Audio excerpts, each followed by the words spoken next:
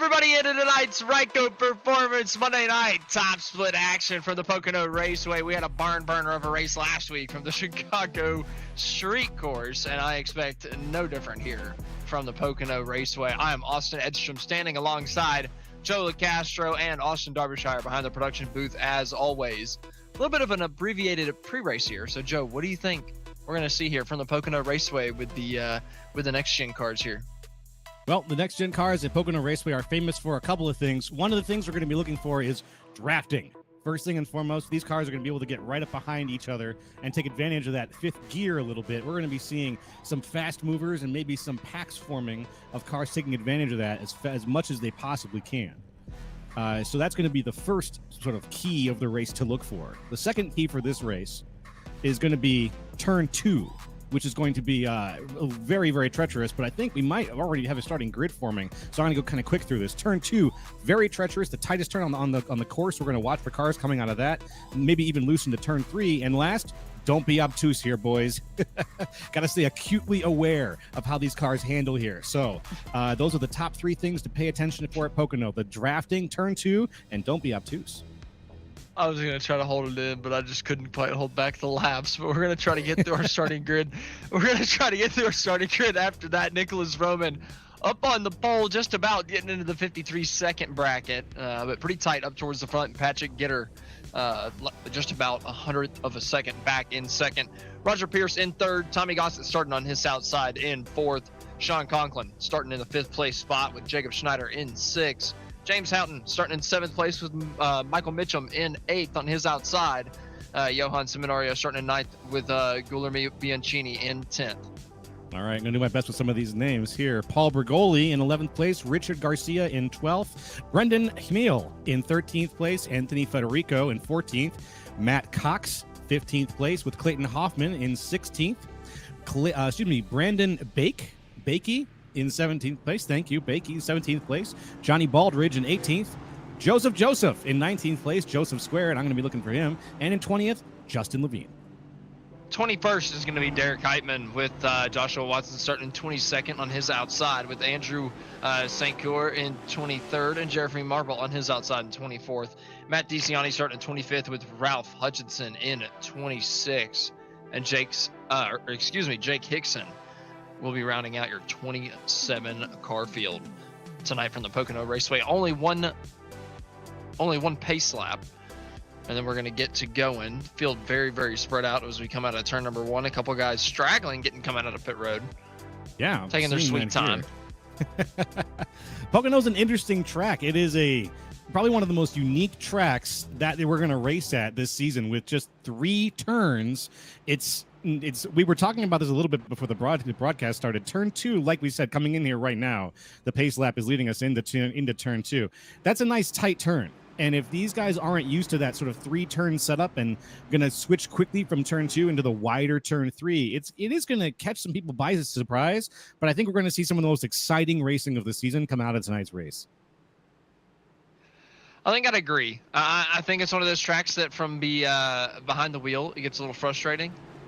It could be a little bit frustrating, I could say, the way that these things drive. But I think that from the broadcast booth, I think we're going to have some fun. We're going to have some pretty frequent lead switches. I think that draft is going to be keeping a lot of people in play all night long. And unfortunately for Vroman, he's going to be the one that's going to be feeling that first. He's going to be starting up front. Had a heck of a lap. He's going to be starting on pole, coming into the restart zone for the first time tonight. And that green flag is waving, and we are racing for the Pocono Mountains. Beautiful start. Nice tight packs as we go straight out of turn 1. Straight into turn 1, down the longest stretch that the course has so far. Yeah, everybody funneling down 2 by 2 by 2 all throughout the pack. Nobody really daring to make it 3 wide until you get back to about the 12th place spot. Yeah, I believe a little bit Baldridge further back. Might be we are fighting pushing around the outside. I see that. There's somebody down a little bit lower there. Couldn't quite get a car number on that, but we're still 2 wide going around into turn 2. Here's what to watch for. Let's start watching for a little bit of bump and grind as the draft gets a little bit tighter now coming out of turn 2. The leaders still side by side. Roman on the inside, Gitter on the outside. Neither of these guys willing to give up any space. There we go. Now going wide. Who is it on the outside there? Is that the Lock hard. What number is on that car? Going a little bit wider there. Now trying to find a spot back inside, cutting off a couple of cars from getting into the single file stretch here as they try to sort themselves out for going to be the longer run here. I don't think we have any stages. This is a straight race to 60, right? Oh yeah, just absolutely straight race. This is an official race, so yeah, we have, we have no yeah. we have nothing. We're not nothing pulling crazy. any strings here. No, not at all. Patrick Gitter though, powering by on that outside line, getting ahead and starting to pull a gap ahead of a couple of these guys. Even though a few of them are running side by side, side drafting each other back. Yeah, Gator's got the distance, but with all that dirty air, how much he's creating air by air behind him, but he's also having to push through a lot of it ahead of him. Is he going to just be sailing pretty, or is he going to actually have to have some competition pretty soon here? We got somebody fell pretty far back. That it looks like back in 27th place. Let's take a look here. Someone, I don't know if there was a bump or a push, but Clayton Hoffman is pretty far back from the rest of the pack right now. Darby, did you see the chat by any chance? Get him, Gitter, says Rev Limiters on YouTube. No, before that one. Ah, here we go. No, not even close. Okay. Well, I might have to give Trading Paints a minute here to catch up. Yeah, not quite accurate. We have a lot of weird paints. We're going to get those refreshed, see if we can get them loaded right. My man Joseph Squared moves his way up a little bit.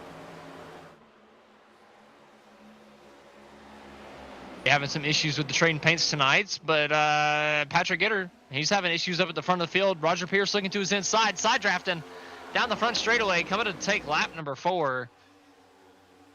Just starting out here, and we are already racing hard side by side, coming down to turn 1. Roger Pierce is just going to drive it in deeper down to the corner, try to slide across the nose of Gitter coming out of the corner, and he just takes a spot away from him. And we really haven't lost any consistency in the main pack here either. All 26 cars in the main pack are still tightly together going into turn 2 now here on lap 4 of 60 tonight here at Pocono.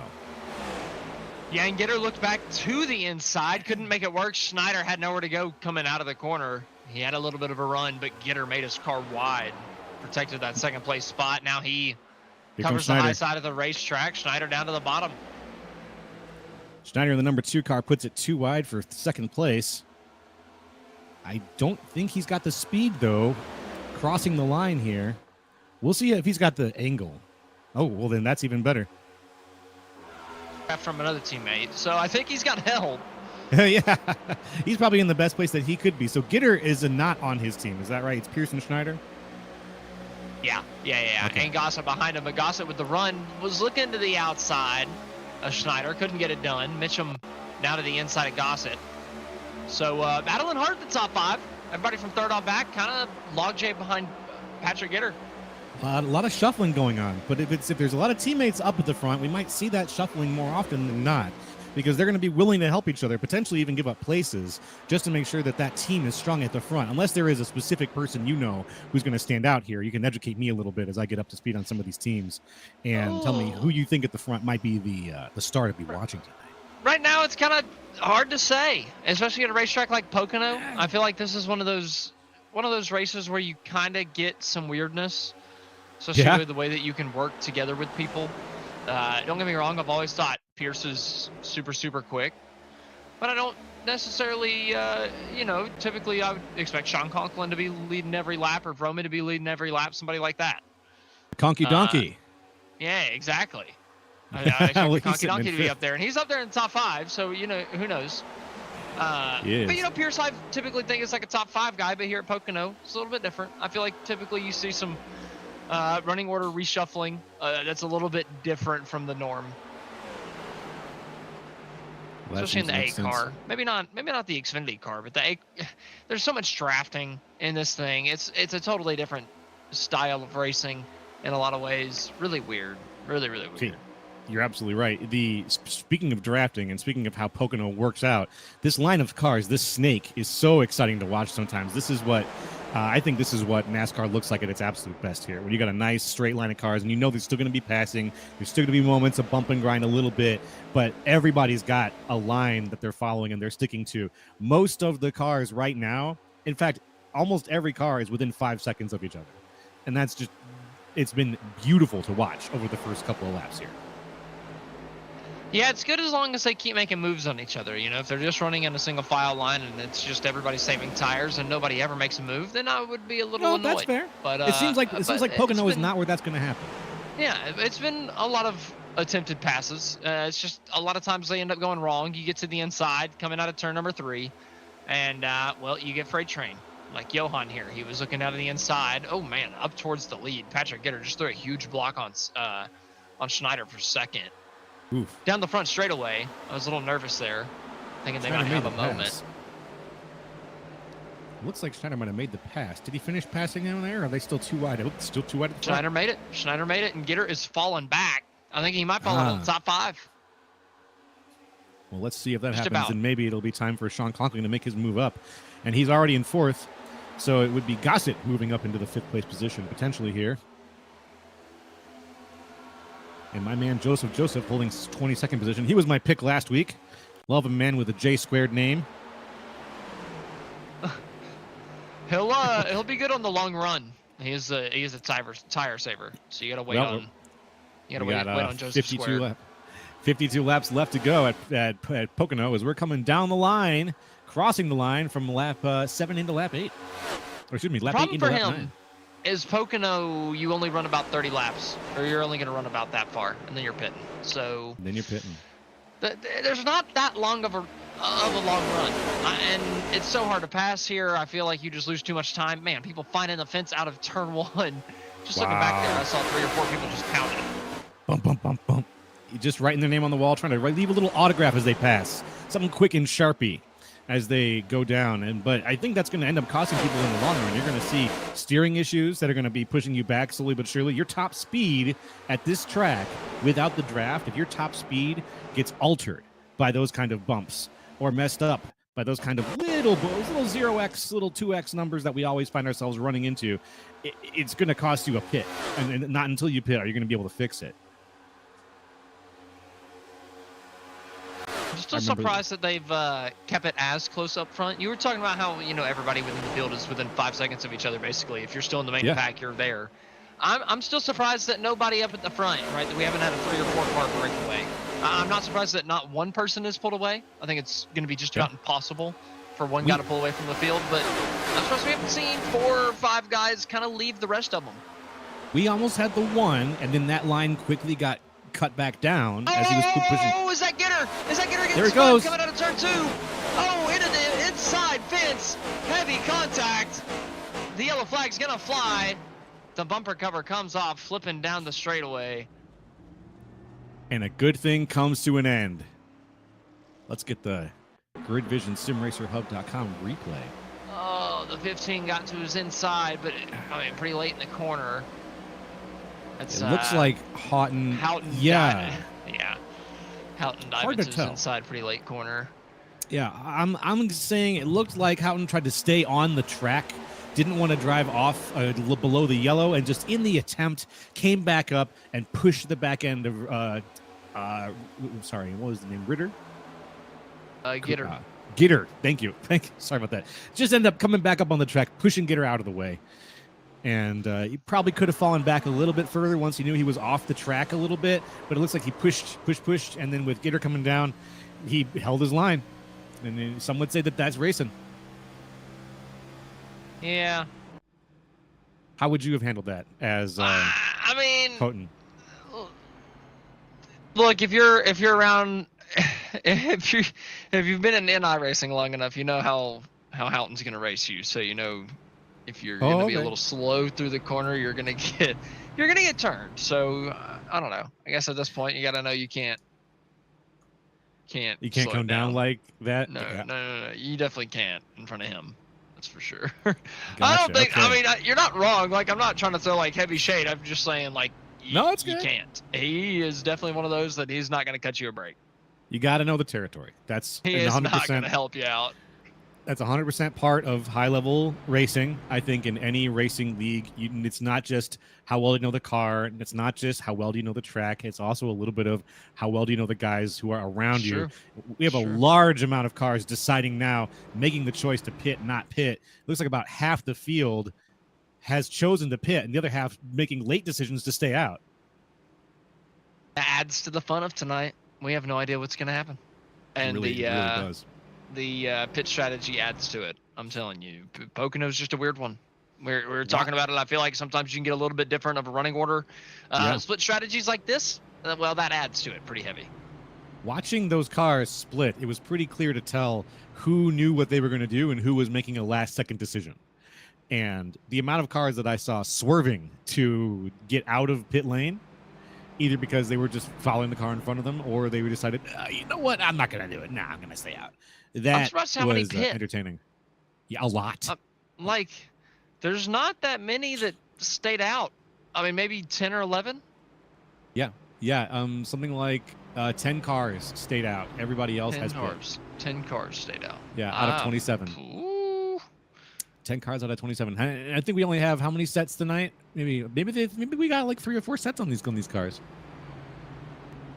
If they had 3 or 4 tire sets, I could understand pitting on 11. Maybe.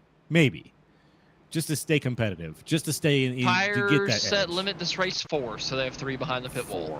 Okay, yeah. You're racing totally clean a lot of the time. Yeah, this is fine to burn a set right here. I would give the official Joe LaCastro, as if he knows any better, thumbs up to taking a set of tires right here. 3 behind pit wall, like you're leaving yourself 2 behind pit wall for the last 45 laps. That's plenty.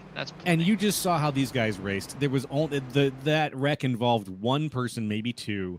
Everyone's racing very cleanly. Everyone is racing in a straight line. The 2 wide became single file very quickly. And like you said, we haven't really lost anything.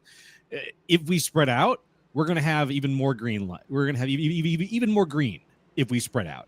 If we run green the rest of the way, they're going to be at a huge advantage too with those tires.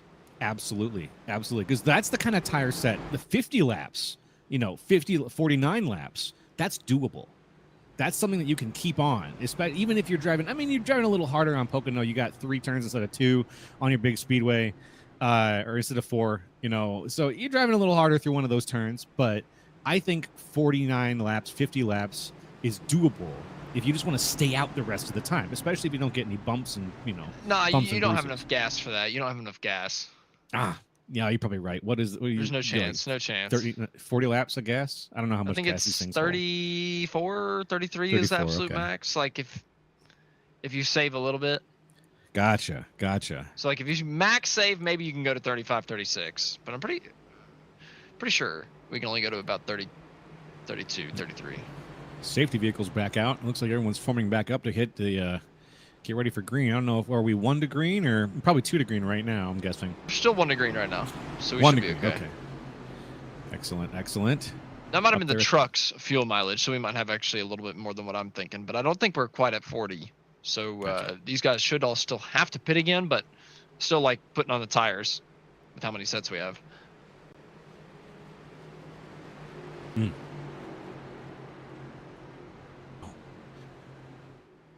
Very good.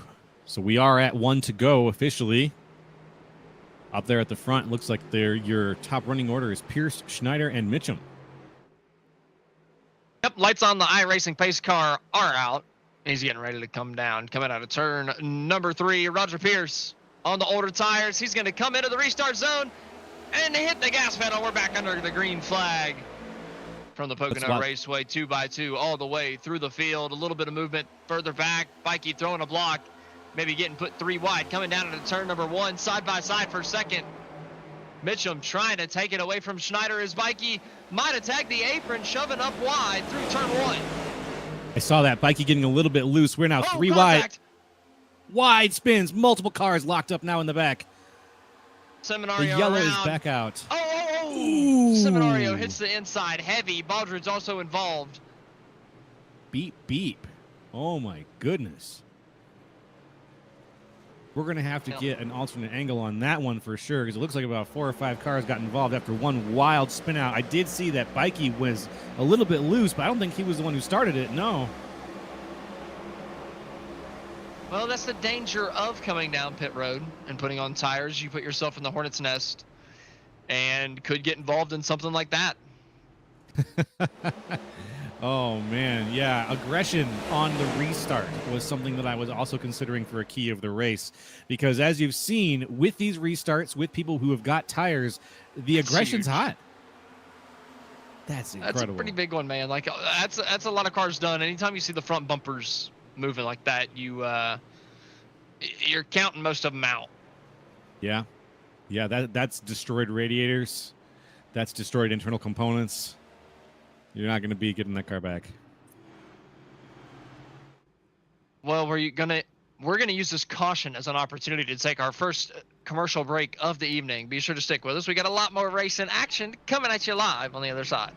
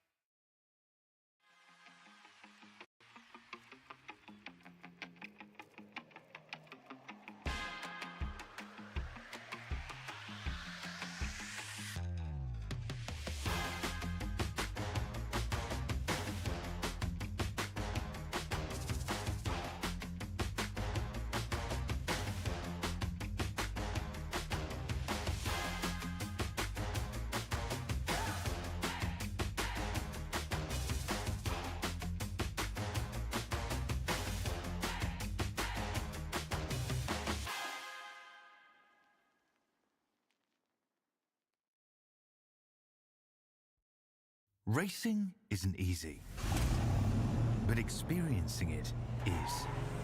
iRacing puts you in the driver's seat with the industry's leading sim racing game. Drive on laser scan replicas of the greatest racing circuits from around the world. Go head-to-head against other drivers chosen by skill-based matchmaking to ensure competitive racing at every level. Compete across all your favorite series. In officially licensed cars, engineered to deliver the most accurate driving experience possible.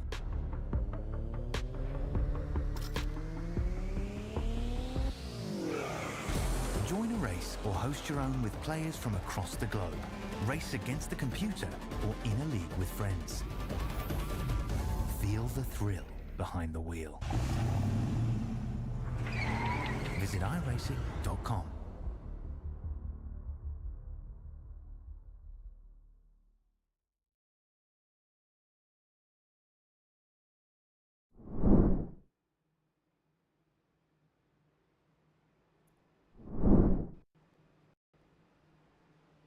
Welcome back to tonight's Ryco Performance Monday night top split action. We're at the Pocono Raceway. This is a open race. We're 17 laps completed out of 60, and well, it's Roger Pierce up at the front. He's led most of this thing. Gitter was up there at the very beginning. He's dropped back. Did he take a pit stop? Was he one of the or a part of the group that took the pit stop? I think Gitter has. Gitter has taken a pit stop. Yeah, we got some splitting strategies here. It's a little bit all over the place, and now we've just had a big accident that took out a lot of those guys that took the tires. So we've had a little bit of a hairy start to this one, I'd say. And that was back in the middle back of the pack too. All the guys at the front, they were the non-tire takers. They're safe. Many of them are still racing right now. There was a little bit of a shakeup. Sean Conklin moved his way up into the third place position. But right now, Roger Pearson first, Schneider in second. We are 1 to green here at Pocono, getting ready to come back around now, going to the start-finish line. Yep, we're coming back to the green flag, and luckily all of our paints look the correct colors finally. Perfect timing. So we're just going to call this the actual start of the race as Roger Pierce comes down to take the green flag. It all starts counting now. Ears Pierce takes the lead early on as folks come around turn 1. It looks like back in 25th place, he was still trying to get his lap back. He's ahead of the pack, so we're going to have a little bit of traffic coming up soon in the form of a lap car. You say we're going to have lap traffic soon, but I think we might have another incident towards the back half of the field before we catch them. Oh, you're already calling for it. Well, here's turn 2. They're a little dicey back there. It just takes one mistake, somebody popping the fence, and somebody else not quite reacting in time for that yellow flag to start flying. And I think that we're just, we're one mistake away. We've seen that a little bit too, as some cars have already been tapping the wall coming out of these spicy turns 2 and 3, leaving their mark on the wall as it seems a little early to be doing so. So I think maybe a little bit of hard driving and just taking advantage of that draft is putting people into the turns faster than they might used to going.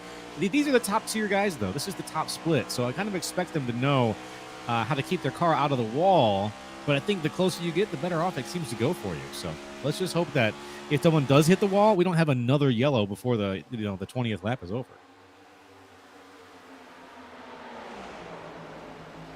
Roger Pierce still leading the way, single file all the way through the top 10. Look at those team colors too. All those team colors are the top 10.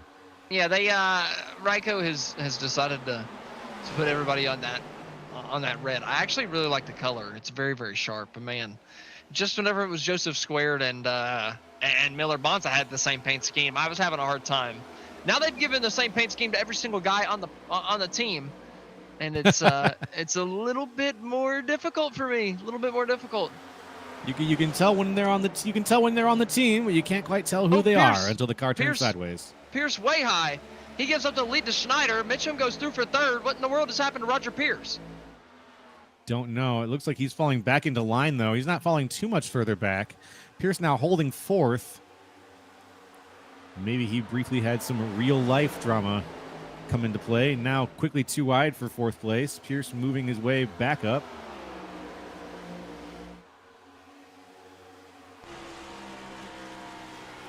Well, whatever the problem was, he's fixed it, but that was less than ideal. Typically, you don't like going from leading the race to 4th place within the matter of a lap. Oh, somebody else pounded the fence. Is that Bergoli?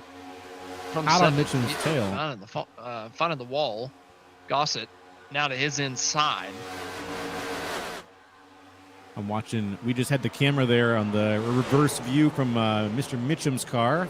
Watching Sean Conklin look for a move on the inside to try to get around the M&M's 1. It looks like he might have it. He wants to make it a Schneider and Conklin 1-2, but he's going to have to get around Mitchum, and I'm not exactly sure right now where that opportunity is going to come. He's going to need a head of speed, and it's not going to come from anything but other than Mitchum making a mistake. Donkey loves some M&Ms, and he's eating them up right now. Going down and that's the carrot on the stick, is that he's driving behind the M&M's car. He's not going anywhere, folks. He's where did he start, man? I mean, he was way back here. He didn't start up towards the very front. Camera's on a great battle right now. Not a quite normal qualifying effort from Conklin. But he's up to 3rd. He's challenging up towards the front. One of the guys that did not pit. under those caution flags. Levine looking to the outside. One of those guys that did pit, trying to get himself into the top 10. It looks like he's going to do that. Levine in the 1, the 19 almost contacting right behind him. A little bit of car contact almost. It looked like very tight there as they were too wide for 10th place.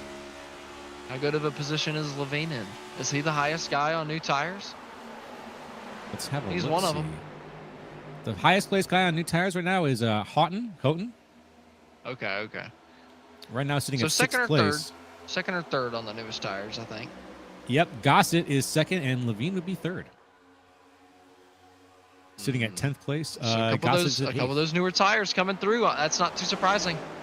They're Not at coming all. down, taking that advantage, especially whenever you have so many tire sets. I think it was a good call. It really felt like a do or don't kind of decision, a kind of a coin flip for a lot of the guys, considering the last minute decisions they made to either pit or not. But as we saw, most made the decision to pit, leaving only 10 drivers with the original set of tires that we've had so far, and everyone is going to have to consider gas sooner or later. It's a very good point. We have had a couple caution laps, so they can push it a little bit further. We're not going to see pit stops like right at 30. I mean, we very well could, but I don't think so. I think we're going to push it to 33, 37, somewhere in there. Then we're going to start seeing people coming down pit road. Now, you got to think Pocono is a racetrack where you can come down pit road, and if you're within a couple seconds of the race leader, you're not going to go a lap down. So you could pit and as soon as the window opens and hope that a yellow flag flies and then flip the field. That's true. That's true. That yellow flag can result in some pretty drastic field flipping. My camera is just stuck on scenic on the exit of pit lane. I don't know what to do. Gotta select a driver.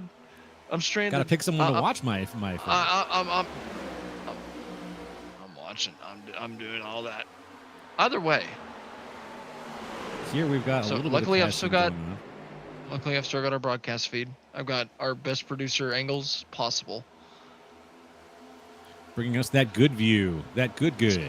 It's all possible because of Derbyshire. Thank God. Filmed in glorious GridVision, powered by the Derbyshire promise of excellence. Look at that. He's showing Levine getting by Gossett. Gossett had a mistake, losing a couple positions, and somebody further up. Is that Houghton in the 41? Look at how high he's running through turn 1. Holy cow. I didn't think that there was a lane up there. Well, he found it. And he stuck into it, and it looks like it cost him only a little bit. Well, I mean, it might be working for him. That might just be the line. He might just be running a way higher lane. I didn't think that you could do that in turn 1. I've seen a couple people go kind of higher, but that was the highest I've seen. He does it in 3.2. Look at him, all the way by the wall. Wow. Well, we are just only approaching the halfway point here. Give me that clean air. Oh, give me that fence. Yes. Again, everybody just wants to write their name there. Everything that he pushed for on that previous lap now getting used up. Luckily for him, he's got a teammate coming back up to his back bumper. Watson just shoves him down into turn 1, and Houghton way wide once again. Just committed to that outside groove. Let's get eyes back on Bergoli and Gossett, I think, right now. There's a battle going on around 8th or 9th place here. That's just been very tight, so close, as some of these turns have put them too wide. Yeah, Gossett got back by Justin Levine. Levine had gotten by Gossett, and Gossett's found a way back by. I think that Gossett's trying to right the wrong from his mistake from earlier. Excuse me. Using that very outside groove again in turn 3. A couple people testing the waters out there. Into the wall. Yeah, every time we see somebody go up there, they find the fence. But Gossett, it didn't kill his run. He's to the inside of Bergoli now, heading down into turn number 1. Holding it together. As the cars split up a little bit into turn 1, some taking the high line now, and the rest hugging that yellow line, which looks like the preferred line is to keep it down low. But that upper line is getting attractive. And as some cars have been wheeling their way up there, I've seen more and more racers follow each other in that general direction in turn 1. Yeah, I just didn't expect the very outside to work. But all these guys, I feel like everybody's just fighting for the clean air, right? You're trying to find anywhere possible that you can run that you can get some air on that nose, get this thing rotated, get it turning.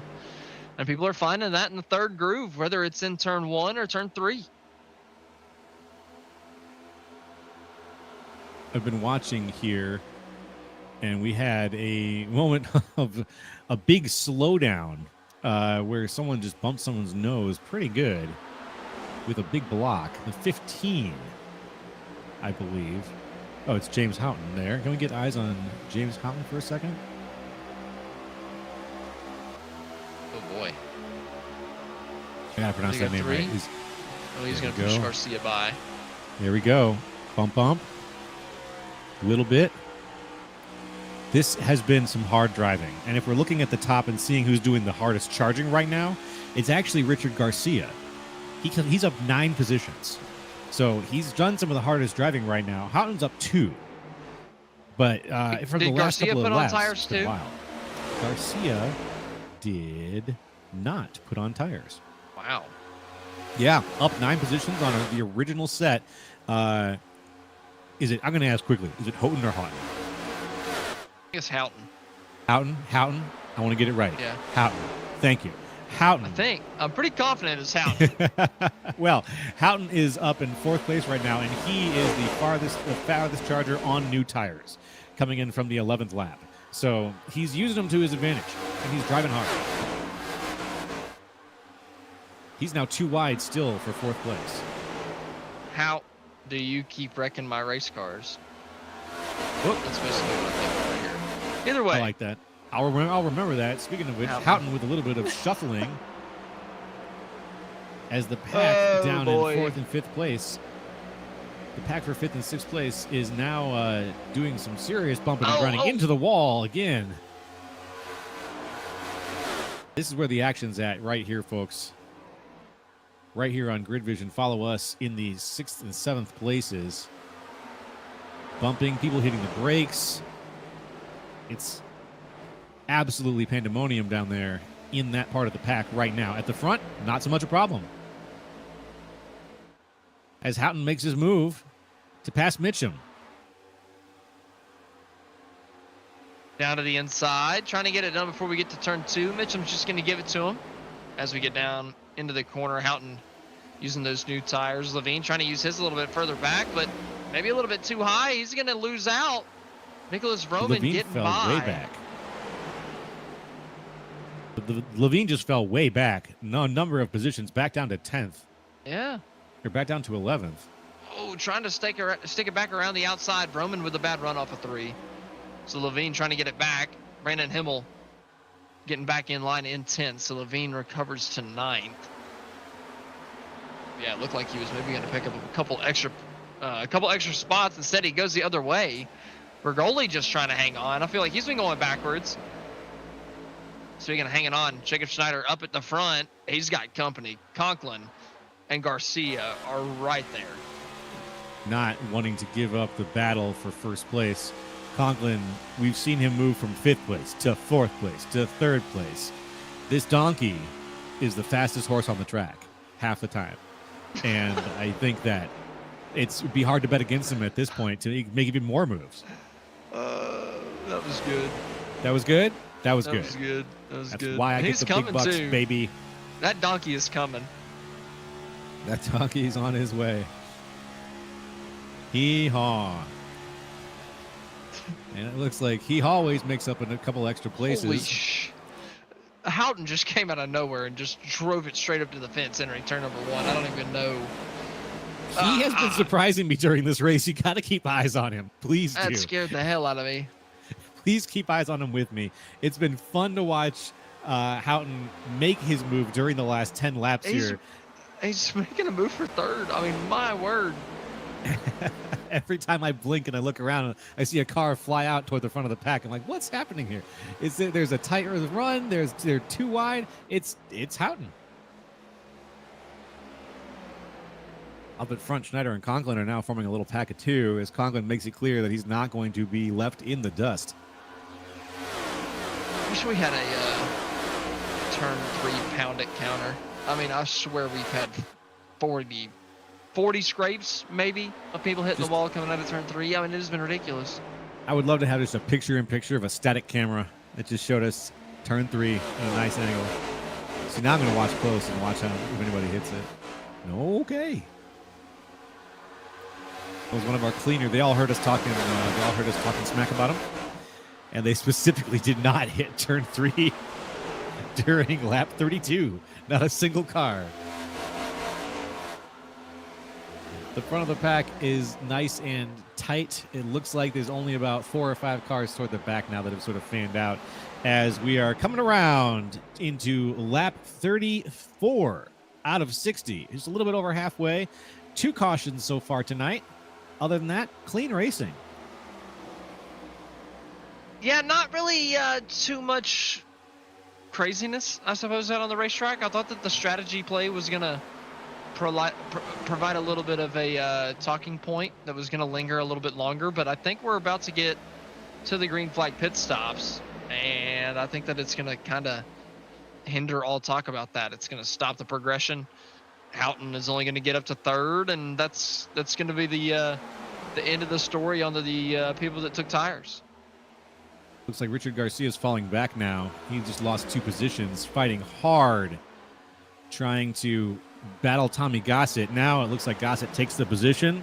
Garcia falls back. That's a daunting he had a pretty good run task going. if you're behind the wheel. Yeah. Ooh. Looking out of your windshield and you see four of that paint scheme over and over and over and over again. No, and I got to pass the same car 4 times. It's a little, it might be a little irritating if you're Richard Garcia.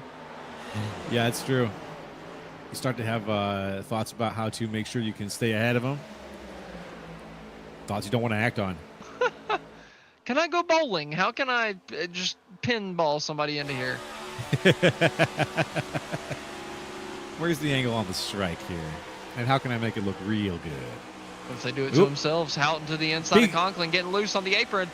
Did you see that too? Yep, loose on the apron. Could have been it right there. Holds it steady. I think Houghton's tires are butter. Let's see. He's on the fresh. He's on one of the fresher sets. But the way he's been driving, pushing it to get up here. Yeah, the way he's been driving, though, he could be melting those things down. Who just pitted? Was that Roger Pierce that came down? Looks like yes. Roger Pierce entered pit lane. Yep. Okay. So there's the first of our pitters. I don't know how much. I don't know how much tire wear is going to matter here. All right, let's watch for the general pack to slow down or fall out of line as we get ready to go into turn 2. It looks like there is some stretching. Yeah. Houghton to the inside again on the newer tires. Can he get by Conklin this time? Coming through turn 2. The teammates side by side, slowing each other down, but this time nobody getting sideways, nobody getting squirrely. And down to 3, Gossett giving a push to Houghton down on the inside. Keeping it clean between the 2 teammates. Oh. Garcia still looking for a way in. Ooh, potential contact, but it looks like maybe not. Just a split and then some hard braking. Oh, spinner, caution. Somebody just failed entering the pits.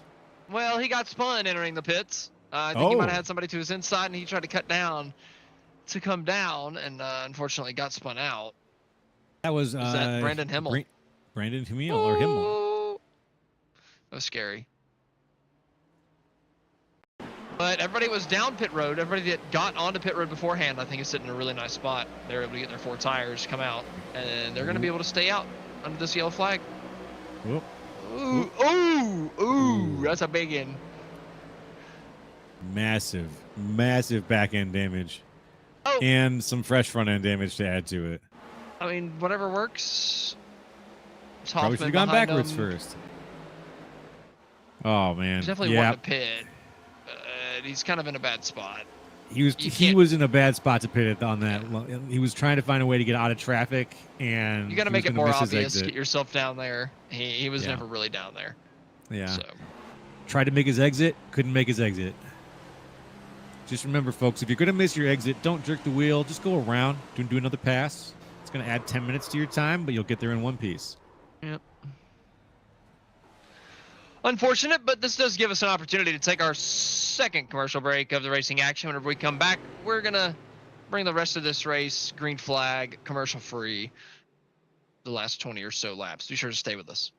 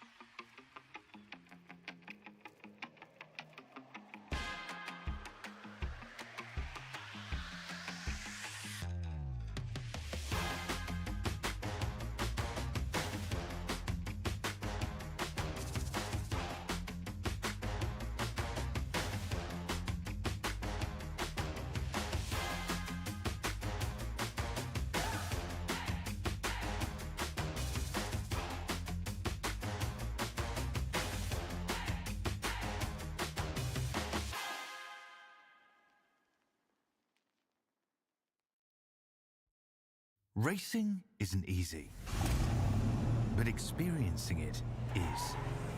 iRacing puts you in the driver's seat with the industry's leading sim racing game. Drive on laser scan replicas of the greatest racing circuits from around the world. Go head-to-head against other drivers chosen by skill-based matchmaking to ensure competitive racing at every level. Compete across all your favorite series. In officially licensed cars, engineered to deliver the most accurate driving experience possible.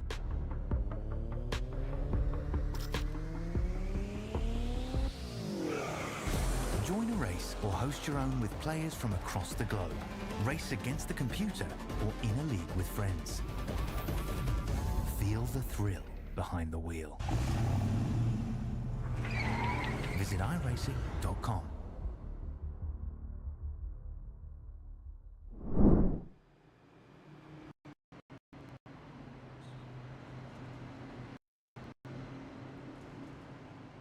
Welcome back to tonight's Ryco Performance Monday Night Top Split. We are at the Pocono Raceway, and we're running the next gen cars for now. We still got 20 more laps, and then we're swapping over to the B cars. We got the entire Xfinity race coming at you live after this one. It'll be the same broadcast team you see right now. Me, Austin Edstrom, alongside Joe LeCastro and Derbyshire in the production truck as well. So, Joe, the last 20 laps coming at you. Do you think they're going to stay green? Oh, you know, considering that the strategy is now everyone's got a full tank, there's no more putting for fuel, everyone's got tires at this point. And it looks like every single person pit. So there's no chance that this is anything but a new race. And what we saw at the beginning of the race is that when this field is homogenized with things like the same fuel, the same tires, they are running clean laps right now. I've been pretty impressed by a rather challenging course being handled so expertly by some of the top level guys here. Have we seen a few wrecks? Yes. Have we seen a few spins? Yeah, but that happens on the broadcast anyway. This is still top level driving. I think I'm going to put my money on we're staying I'll put my Monopoly money on it staying green for the rest of the race. Well, we'll have to wait and see. We got the running order all shuffled up because of that last caution. A couple guys up in the front, a couple positions that haven't really been the fastest guys all day. Roger Pierce back up front. He pitted a little bit early. He's got a lap of worn tires. Everybody else on completely fresh ones. And we're three wide. Coming down into turn number one. Conklin in the middle. Houghton down on the very inside. Roman on the outside. This is battling for fifth place. Who's going to come out the other side fastest? Levine way to the outside right behind him. Trying to get that outside line working. This is unbelievable. We had two 3 wide situations. Now going to another set of 3 wide. This restart was really stacked up. It was very slow around the 4th or 5th place position. A big wad of cars that was just ready to sort themselves out in turn 1. And I'm really shocked, sitting on the edge of my seat right now, that we didn't have any significant contact, any significant crashes from those first 2 turns. Yeah, guys that were moving forward before that caution flag too. Gotta say, Conklin, Houghton, after the restart, after that first lap, they've been going backwards. They haven't been able to pick up too much. Conklin's been shuffled back to 7th. Houghton all the way back to 10th. These guys were fighting up in the top 5 not long ago. The shuffle up has hurt these guys, but up front, 2 guys that it's helped. Roger Pierce, he's hanging on. Michael Mitchum up front. He was just challenging for the lead, but now it's Tommy Gossett to the inside for second. He's got a head of steam. He might get to the inside of Pierce for spurs. I mean, Gossett from absolutely nowhere. What a run.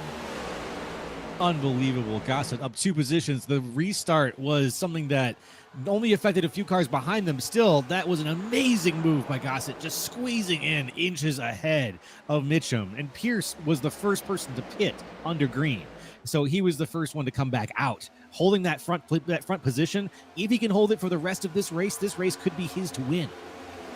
Pierce trying to break the draft down the front straightaway. Gossett coming all the way down finally. It was a little, I don't know, he was relenting at the very beginning, but he decided he had to come down there, get a little bit of that draft, cycle forward, run that very outside line through turn 1 again, but this time Jacob Schneider gets to his inside. Schneider, he looks like he's going to be the guy to challenge. Schneider's move falling back now. just have to get the move done. If you don't get the move done by the time you get on the straightaway and you're stuck on that inside line, you are getting freight train. And there he is. Is he going to fall back another position? There he goes. Vroman moving up into fourth. Schneider back and forth. It's a battle. Oh, man. He is driving in deep, trying to take it because he knows how much that outside line means. He's shoving his teammate out of the groove. Vroman just about in the fence. Everybody moving down to the inside now, the sort of free line passing position as the outside becomes the place not to be. There we go. Doors closing. Opportunities now lost. Wow. Schneider shoved his teammate out of the groove, got himself to position, brought Justin Levine through. Levine into the top 5 for the first time tonight. A couple people pinning it against the fence coming out of turn 2. It's funny, coming out of there every single lap we see it. Or coming out of turn 1. We see it every single time. The return of Levine with Sean. Can't believe he's up here. With Conklin, Conky Donkey, in 6th place now, making his move past Vroman, who was previously in 4th place. He's keeping up pace, though, it looks like. Trying to work with him to work his way back into the top 5. Yeah, he kind of got screwed by a teammate not too long ago. Just trying to hang on and recover, kind of rebound, stop the bleeding. He's done it in 6. He's been able to hang on. Sean Conklin not able to get by a little bit further up. Mitchum trying to hang on, but Schneider's trying to get by for that 3rd place spot. Gossett covering the bottom. Schneider gets the dirty air, slides up through the entry of the corner into turn 1. Levine with the run from 5th. Does he push Schneider? Or does he go to the inside looking for the spot, looking like he's going to push all the way down Long Pond and down into turn 2. Single file for the top 5. Everybody kind of playing a little bit of chicken. Yeah, a lot of bump drafting going on here between teammates, too, as we've seen. Pushing anywhere that they can get close enough to push cleanly, they're going to be pushing and bumping straight. It's been a lot of contact up in the top 5 so far, just watching from a distance like I am now, and then some of the broadcast camera we've seen. There is not a lot of room for error. You've got to use the line of the guy ahead of you unless you're going to pass. And if you're going to pass, you got to do it quick. You got to have that speed. And Pierce is really, really breaking that draft down the front straightaway. Gossett's getting none of it. None of it, none of it, none of it, none of it. He's definitely gaining a little bit just because Pierce is cutting across traffic and going all the way down to the apron just about. But the run that Pierce is getting off of turn 3 time and time again because he's running such a high entry arc, I think he's kind of nullifying anything Gossett might be getting from 2nd. Only 15 laps to go. I like the line that Pierce has been running through 3. I like what you're saying too. Pierce is over 3/10 ahead now, and that's by himself out there ahead of this pack. So that's not for nothing. And the line is everything to do with it. He has drawn a really beautiful sort of parabola that the cars behind him have been trying to keep up with to get whatever draft they possibly can, but it's kept them out of his draft just enough that he keeps putting a little bit on, as now he's still 3/10 ahead of the car right behind him, that of Gossett. Oh. It's just so tight coming out of every single one of these corners. Everybody's pushing for that exit speed, slow in, fast out. How the heck are you going to maximize the racetrack, get every little bit of forward drive, especially as the tires start to fade? Not a ton of tire wear here, but still enough to make you feel like you're losing a heck of a lot of grip through the center of the corners. Might be a little bit more difficult to get off, get the power down. But everybody fighting it, managing it okay so far. Not really noticing anybody pound the fence that time out of 3. Not quite as much. Maybe they've learned their lesson. Maybe the fresher tires have just a little extra amount of grip that before they get to the wall, they save themselves. Is Pierce going to fall off? The fact that he's just pulled out to that 4/10 of a second lead and stall there is he been pushing too hard? Gossett in the fence behind him. Schneider up to 2nd. Do we see some moves here? I don't know. Oh, man, does Pierce Wild fall weaving. off? I don't know. Yeah, Pierce is driving a little more of an erratic line than we saw in the last couple of turns here. The fall-off could be getting ready to happen, as it looks like Schneider is in the tack position. S-foil's locked, as we say in Star Conklin Wars taking world. advantage of Levine further back. That's going to be for 6. Conklin up to 6 and now to the inside of Gossett for 5th. Conklin with a huge run through turn 3. Trying to take one more spot. Don't know if he's going to be able to do it coming down into turn 1. Just going to have to cycle back into line. 12 laps to go, though. Don't count them out. We've seen time and time and again, when you turn your eyes, when you wait for a second, when you blink, Sean Conklin's moved up a position or two, and that can still happen. I'm kind of betting on Schneider right now. I feel like he's in a really good spot. I feel like Schneider is looking really, really good in second. Just the pace that Pierce has been running, I'm a little worried that he's just been pushing a little bit too hard and towing these guys along on the straightaways. You know what? I'll take your bet. I'll see it, and I will take Pierce. And we'll make it interesting leading up here into the last 10 laps at Pocono. Oh, no. Well, if Mitchum, I was worried Mitchum was going to run over Schneider there immediately. That would have been really tough. Instead, Roman's going to get to his inside coming down the straightaway. That kind of helps. Side draft him back. A little bit of contact, potentially. It's going to drag this entire line back. Pierce and Schneider are going to pull away all the way down into turn number 1. Roman gets some help from his teammate. That's Tommy Gossett pushing him down into 1. Roman maybe just a little bit too narrow. Mitchum able to power by. Back on the outside. The cars now, a lot of teammates still up there up front trying to help each other out. As you said, the pack at the front, Pierce and Schneider, are pulling away thanks to all the side drafting going on, the too-wide driving. Just about contact entering turn 2. Roman just has to settle into line. I mean, they are all stacked up, nose to tail, nobody with anywhere to go. Finally, somebody breaks down to the inside. Joshua Watson trying to pick up some spots. That was a big dive by Watson, the hardest charger so far. He's made up 15 positions, up from 22nd. Here now in 7th place. Levine just bump drafting Conklin here down the front straightaway. Everything Watson tried to do there, he picked up maybe 2 or 3 spots. Instead, he's going to drop a spot. Bergoli almost into the back of Justin Levine. Watson back down to the very bottom of Levine. Gossett all the way at the top of the racetrack as Conklin gets to his outside coming off of 1. Not going to be enough momentum, though, as Gossett powers back by on the outside of the exit of the corner. The outside line is the fast line here going into 2, and they're cutting the nose off some of these cars that are trying to hug the inside. Yeah, riding the inside right now is going to get you bullied. And you've got to try to follow that line on the outside that's being drawn by our leaders here. And if you don't get into that line, you're going to get bullied right out of it, and that's going to cost you positions. Can Jacob Schneider run down his teammate Roger Pierce? That is the question. Well, you've already heard my prediction. Let's see if anybody watching on YouTube, throw your predictions into the chat. Get your voices heard. Can we stay green to give Schneider the opportunity? Also a good question.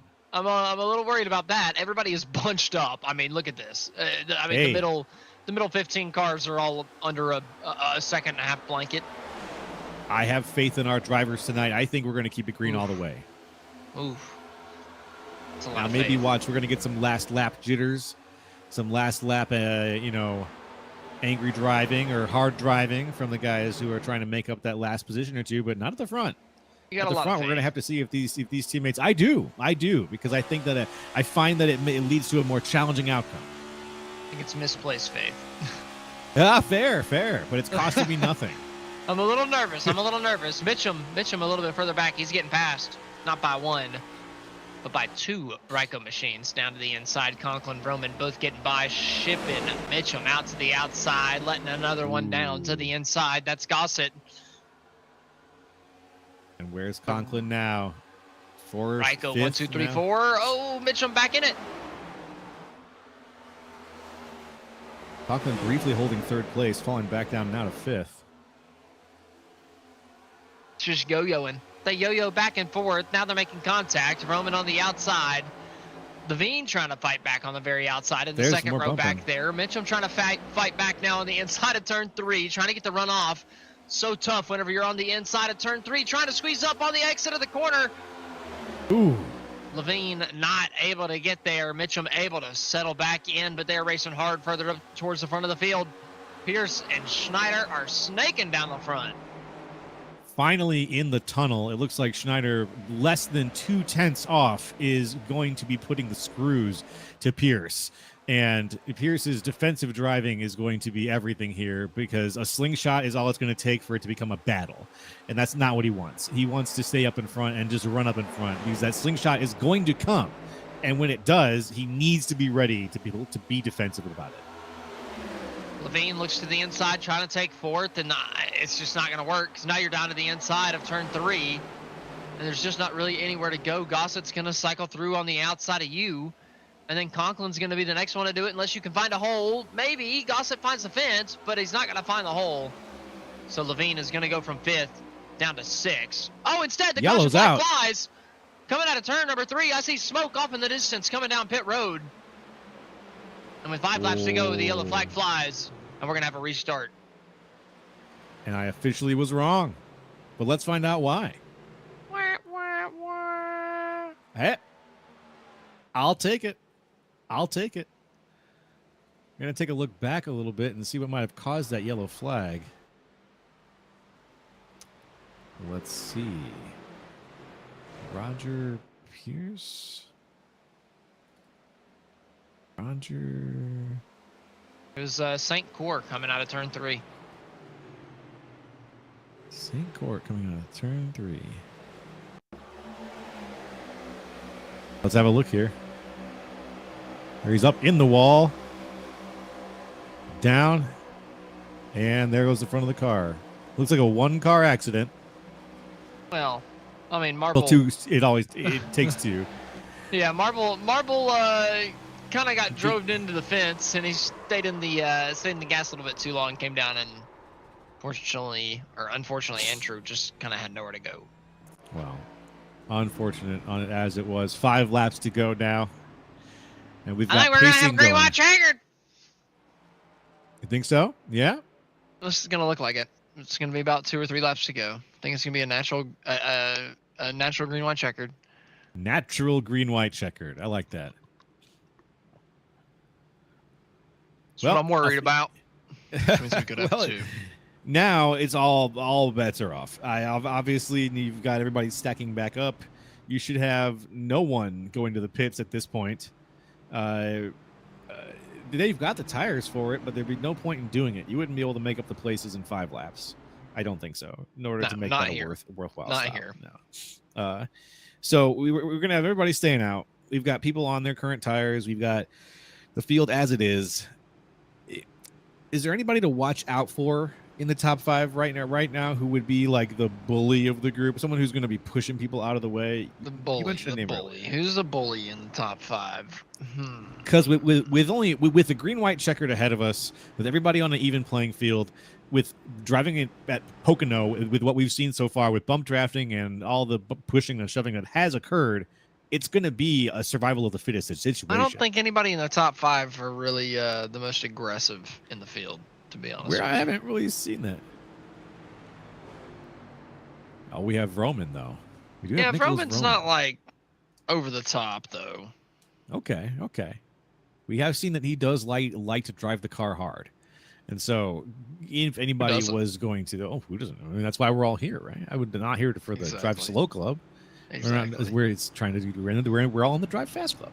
So I'm predicting that in this green white checkered situation, we're gonna see we're gonna see maybe another wreck. I would go for another one. Hard driving. I want to see some hard driving. That's really what I'm saying. I think we're going to see some hard wrecking. I think we're going to be seeing a bunch of idiots go down to the turn 1 and completely destroy each other. It's a bunch of knuckleheads. I think that's what we're going to see. I think, does anybody disagree? Nope. Okay. Nope. I think that's pretty, yep. No hands, all knuckleheads. Probably about 7th place or so, somewhere around there. Somebody's going to really, really, really, really mess up. And just eat it. Just right destroy into the field. Okay. Well, this has been a race of many moods, I'd say. We've gone from very clean racing to a couple very iconic wreck moments, but the front of the field hasn't been part of any of those wreck moments so far. The front of the field stayed very clean, which has been a lot of fun to watch. Which is why it would be perfect right now if all the teammates just catapulted each other over the catch fence. Wouldn't that be? Yeah, every teammate, perfect synchronized swimmer fashion. And on Yes. 3, boys. 1, 2, 3. Here we go. That would be fantastic. Could happen. At some point, I think you should organize that. We should figure out a way to. I mean, hey, Organize we a team to do could that. definitely figure it out. It would be a good advertising moment. I would have It to would be a say, good at this moment. are we gonna have the pace car lights go out, please? Please. Yep, just now. Now we're on 1 to green, I believe. All right, As so we the do have a cars are natural ready. green, white checkered. So if we do have a yellow, we could have another one. Haha. We'll All right. see.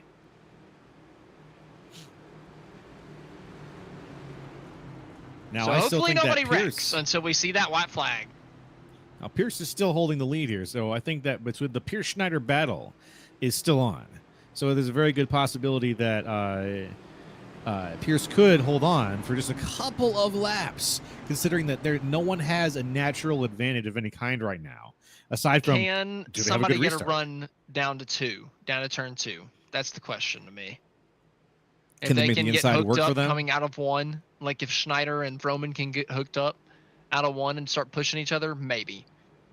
But other than that, I think that Roger Pierce wins this race now. I think so.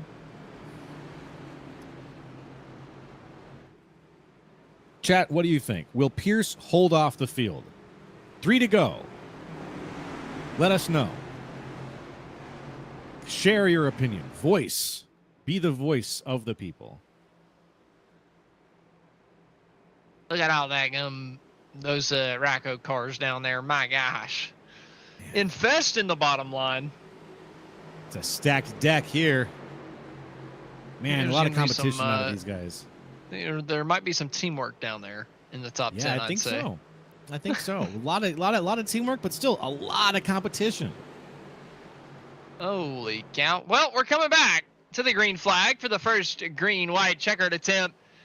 Roger Pierce, Jacob Schneider on the front row. Who's it gonna be?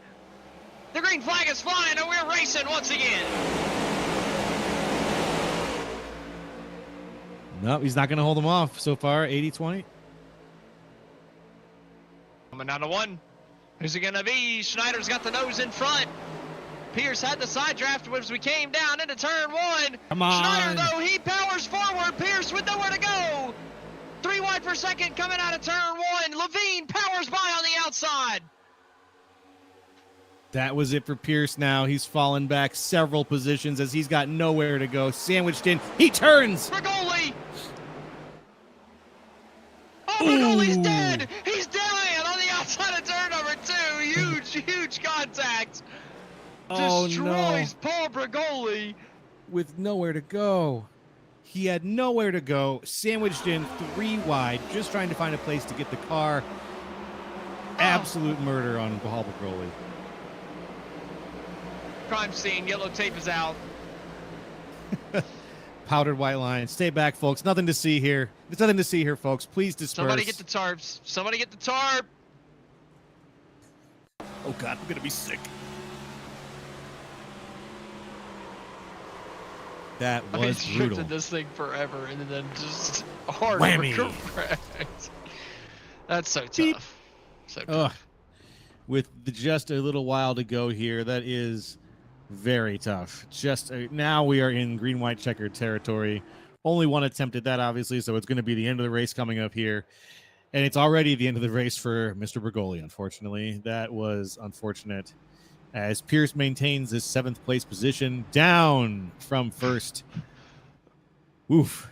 What a way to end a race, huh? What a finish for Brigoli. Rest in peace. But you know, if you're going to finish a race, at least make it the most memorable part of the finish. Well, he didn't finish. But it was so close to the end is what I'm saying. People aren't going to remember who won or lost the race. They're just going to say, you remember when Brigoli died? Wow. Yeah, that's what I remember.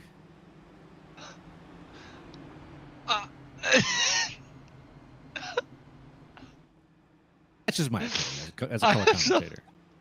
I have stuff that I want to respond to that with, but I just can't. Okay, I can't. no, don't. I can't. It's not good. Let's just say it was that my joke was tasteless, and let's just move on. It was funny. Funny and tasteless can't go hand in hand. Son of a. Anyway, he's viciously waving that yellow flag. I mean, we have known the yellow flag is out. There we go, buddy. That's more like it. I think we just got 2 to green. We shall. Is that what that means? He goes from just viciously shaking that ever-living shit out of that thing to just holding it there? Is that 2 to just green? holding it straight up? I would say so. 3 to green, boys. 3 to green. I'm just going to shake the hell out of it. 2 to green. 2 to green. 2 I to see. green. Guys, it's 2 to green. Everything is okay. But Schneider's dancing now, knowing that he's just going to have to hold off the entire pack for 3 laps. My thing is it better to start in second if you can get a good enough jump? Like, Schneider just took the lead from second. Pierce went all the way back to freaking 7th from first. Yeah, I mean, second's what better. in the world, man? Second's where? better. What's a good spot on the restart? It's got to be second. It's got to be second because you're not up in your own head about holding off the entire field. And if you lose position from first position, then everybody behind you is going to follow the guy who was in second place. So if you lose first place to second place, you've lost the first 5 or 6 places because everyone behind second is just going to perfect train behind second place. They're going to pass you right up. Dead. That's exactly what happened. Well, Roger Pierce felt that coming out of turn 1. That is for sure. He did. He Poor did. guy. He felt he got out and everybody passed him. Then he got bucketed in 3 wide. I would have been panicking if I was him at that point. Just thinking, I don't want to wreck the field out. I don't want to be that guy. He got put in a position that was virtually untenable. He's looking left. He's looking right. You can't look in 2 directions at the same time. We're not chameleons. So until science has solved that problem, what happened to him was an unfortunate accident. Honestly, I wouldn't put the blame on. I put the blame at his feet, but it was an accident. But Yeah. I think we're gonna see another wreck, to be honest, and I think we're gonna end this race under yellow. All right. What do you think? Do you think we're getting this thing done under green? You know me. I'm a man of faith. Optimist. I'm a man of belief. Yes. I'm the forever optimist. And I'm usually just optometrist. when it comes to this kind of stuff, I'm usually the contrarian a little bit too sometimes. So if you say A, I'll say B. Why not? Devil's advocate. Just want to keep it interesting, you know? It's I more like hope somebody just drives down into turn number 1 and does not lift. Yeah. So less devil's advocate and more of the idiot's option. You know, the idiot's chance. I'm cheering for you, Roman, in 5th. You did it last week at Chicago. You forgot to break down into turn number 1. Let's see you round 2.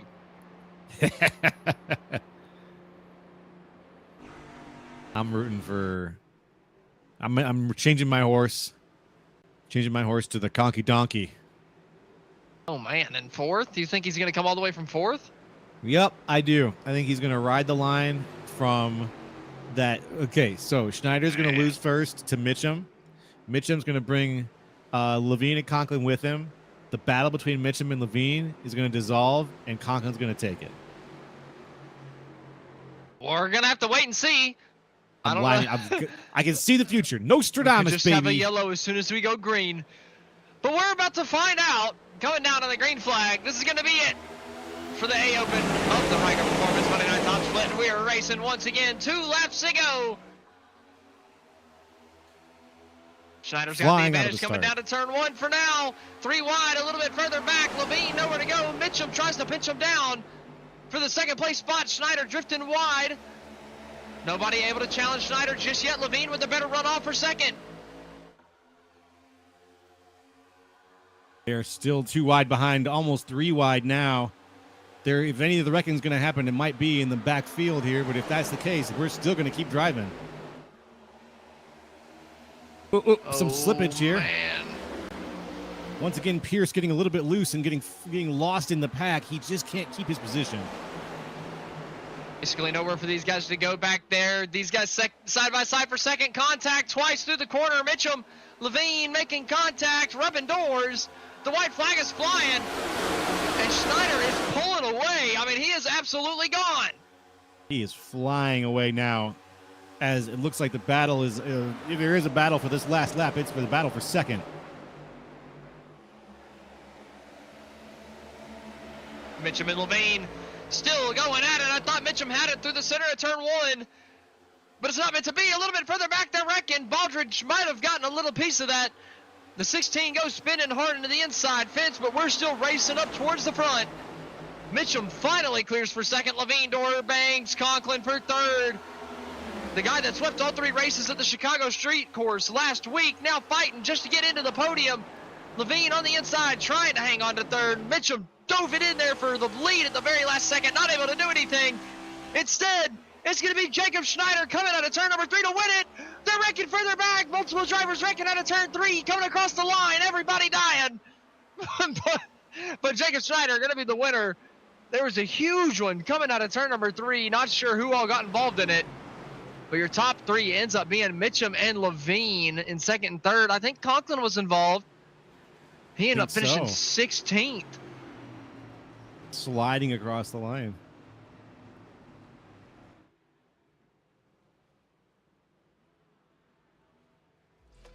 What a wreck. Man. Conklin and Levine were side by side. Conklin was a little loose. Levine hip checked him. And as Conklin came off the wall, Roman didn't give him a lot of room, and Conklin went off the nose of Roman and into the inside fence and lost a ton of spots. Oof. Conky donkey. Hobbled right there on the racetrack. This game is very humbling, to say the least. It is. It is. Oh, that shakes me up. Conklin, what a run. And what a way to end it. Well, I guess we're going to jump into our final race results, right? Yep, we're going to run through count them down. Our final finishers. So, Jacob Schneider, he is your race winner from the Pocono Raceway. Michael Mitchum finishes in second. Justin Levine, in his return, finishes in third. Joshua Watson, fourth. Tommy Gossa, fifth. Richard Garcia in sixth, with Joseph Squared in seventh. Nicholas Rowan in eighth. Clayton Hoffman in ninth place, and Brandon Bikey rounds out your top 10. Coming in 11th, Roger Pierce. 12th, Matt DiCiani. 13th, James Houghton. 14th, Matt Cox. 15th, Anthony Federico. 16th, Sean Conklin, down far from his third place. 17th, Ralph Hutchinson. 18th, Johan Seminario. 19th, Johnny Baldridge. And 20th place, Andrew St. Cyr. 21st was Jeffrey Marble with Jake Hickson in 22nd. Derek Heitman in 23rd. Guillermo Bianchini in 24th. Patrick Gitter 25th. Paul Bergoli in 26th. And Brandon Himmel in 27th. That rounds out your 27 car field. Next up, we're going to talk to a couple of our top 3 finishers. It looks like we've got our third and our first place finisher. Oh, just kidding. We're going to just talk to our winner. We can only talk to our winners. We've got the B Open race coming up. So I'm going to pull up Jacob Schneider. He's the guy that won the race tonight from the Pocono Raceway. Jacob, heck of a race that you had. I didn't know for sure if you were actually going to get it done, but heck, that restart went your way, and you brought this thing home across the finish line first. Yeah, it's not the way I expected the race to go. It was some hard battling up front with all my teammates and Mitchum, and I didn't really think I had the speed going into this. I only qualified 6th, and a lot of things went my way to get track position, and then it seemed like Roger had the race won through strategy, and I don't know if I was going to get him or not, and that yellow kind of saved me. So yeah, I got to be thankful for the luck. I've lost a lot through late yellows, and I guess I got one back. Late yellow came out, and I got a win out of it.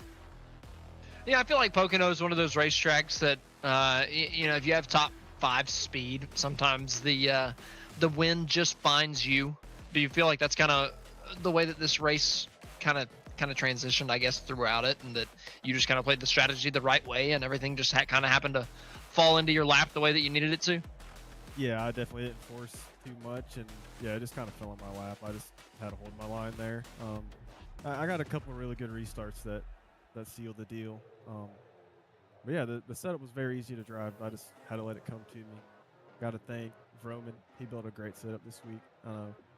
He's a little mad at me right now. We got some replays to watch. We gotta dissect some of that. But gotta thank. Well, he all the wrecked his Ryco guys. teammate coming off of turn 3 on the last lap too. Yeah, I haven't seen that. I haven't seen that yet either. But we'll have some dissecting to do. We'll be all right. Well, either way, Jacob, congratulations on winning tonight from Pocono. Pretty big win for you. And I mean, this is what is this your 3rd win of the season so far? I think for the A Open. So we're getting on up there. I don't know. I don't win top split too much on Monday nights. Maybe counting the Friday nights too. But yeah, it's good to win on Monday.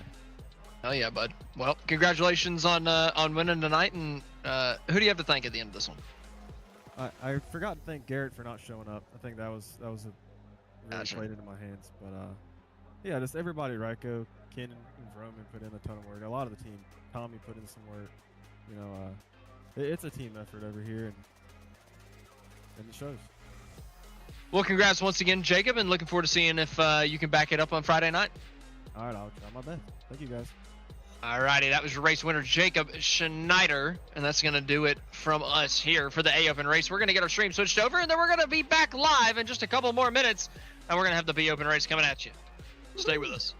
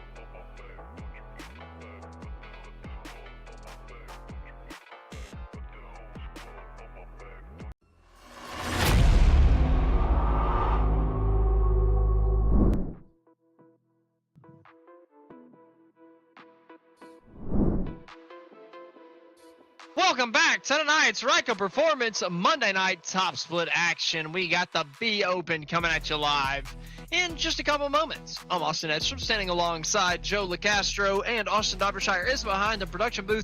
We have just finished up the qualifying session here for the Xfinity Series, and we're going to jump into the starting grid in just a couple of moments. Had a pretty good race for the A Open, I gotta say, so I'm pretty excited for what the Xfinity cars are going to do in just a moment. Dylan Pettis is the guy that is going to lead up the front of the field. He starts on the pole. Charles Velasquez Jr. is going to be starting on his outside in second. Chris Mathis starting in the third place position, with William Price starting in fourth. Fifth place is taken up by Robert Warrens, with sixth place Matt White.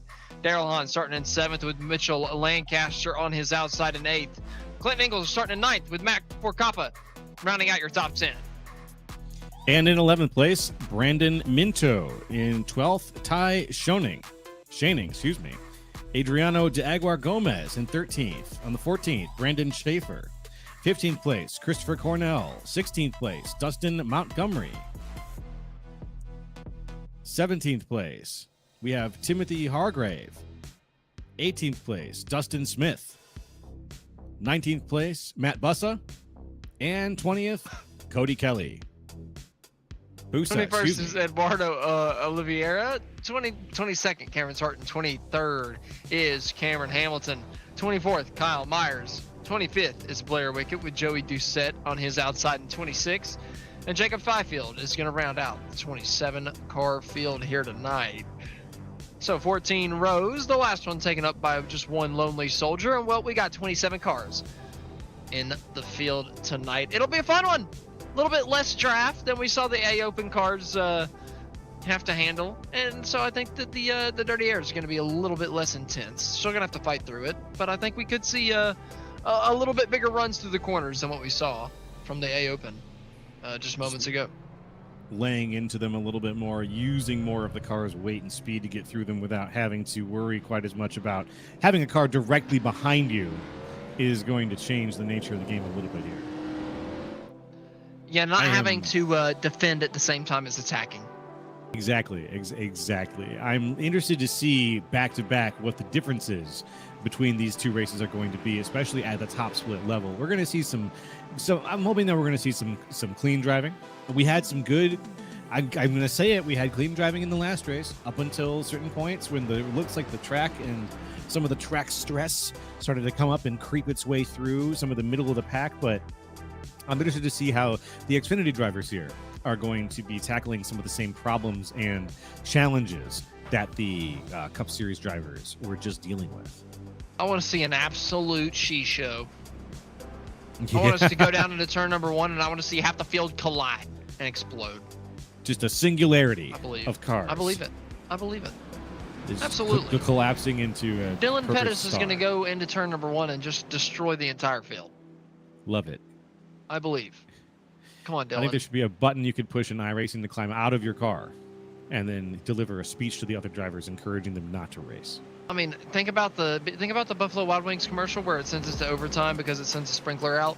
Think of that, but like it's gonna blow a tire on the number two going into turn one. And it's gonna take out half the field. Oh, that would be beautiful. In its own terrible way. Nothing against Velasquez at all. Yeah. It's just I'm here for the chaos. But either way, we got 60 laps of it coming up.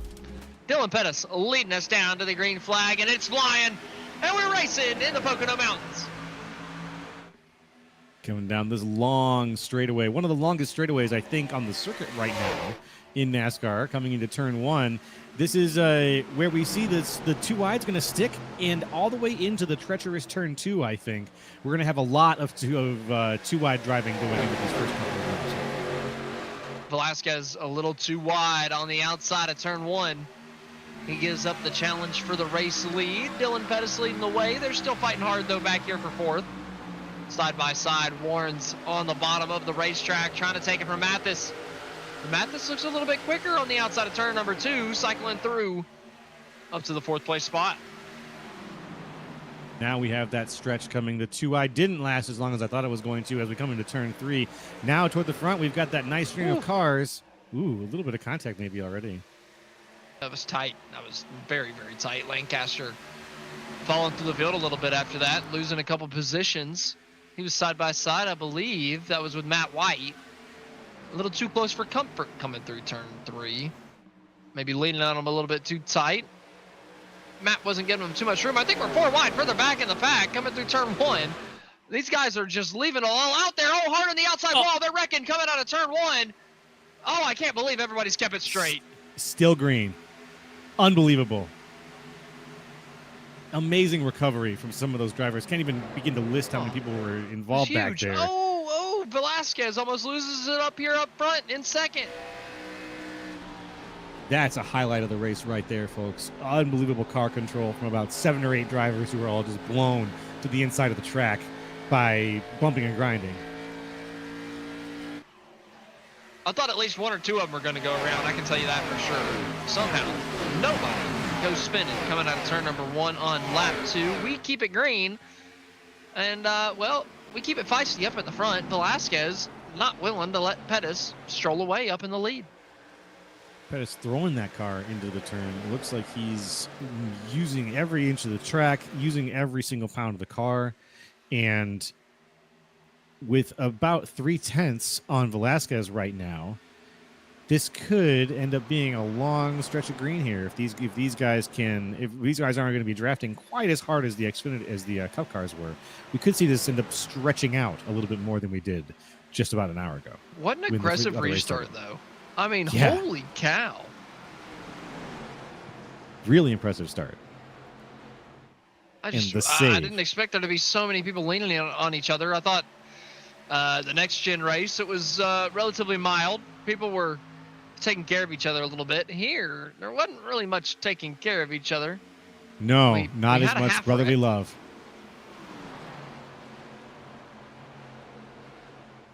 Ooh, had a half wreck, and slide. Definitely that I still keep going back to that save, a play for the ages for a lot of those guys who are sitting white knuckled right now. I'm sure just trying to take some deep breaths and calm down as they single out now into single file. Only a few subtle changes happening here. Like right there, we've got eyes on the number 8. Who is that? A little bit further back in the pack, yep. Switching positions. Looks like Cameron Sarton. That'll be Cameron Sarton. Getting by for 20th. A couple other positions being traded a little further up the field as well, as Pettis still holds on to that 3/10 of a gap lead on Velasquez. Yeah, Velasquez was looking to challenge early. Made a couple mistakes. May have slid that thing a little bit. Hasn't been able to do much since then. Pettis has started to pull away a little bit. I think he might be pushing a little bit too heavy too early as well. But Mathis is really starting to breathe down the neck of Velasquez Jr. He made a mistake through turn 2 there, though. So every time I feel like somebody is kind of mounting up a challenge on somebody else, they start making mistakes and losing good chunks of time. So it's a little bit of a weird one so far in the early going of this one. Watching Pettis closely, he's been using the track, but also getting just a little bit loose coming out of some of these turns. I think intentionally, because sometimes if you want to get the Xfinity car to be at its absolute fastest, I've heard people say you want it to be just a little loose when it's coming out. Just a little bit, in a controllable way. If you're riding it just a little bit loose when you're coming out of the turn, that's when you're going to get top level speed. I could be wrong about that, but I've noticed that watching the first place here closely. Watch him go into a turn. He has a nice clean line, and then coming out, that back end will just start to wiggle just a little bit, and not a lot. You'll notice there's a lot of car control coming out of him. Yeah, you definitely want to you want to get the car transferred to where, or the weight in the car transferred to where you're kind of pivoting off the back. You're not really turning with the front end. You're pivoting with how much throttle you're putting into it, and the front end will just naturally rotate with you. And that's kind of what you're hoping for, and it does kind of look like a controlled slide coming out of the corner if you hit it right. But it does still look a little bit different than, a slide. You can really tell the difference between a tear it up your tires kind of slide. Right now from Pettis coming out of 1, it looked more like a pushing a little bit too hard slide, not a I'm transferring perfectly slide. Yeah, more immediately recognizable is clearly when a car is losing a little control than when you're trying to do it intentionally. This is a razor's edge you got to ride here. Otherwise, the car's going to drive you. Hmm?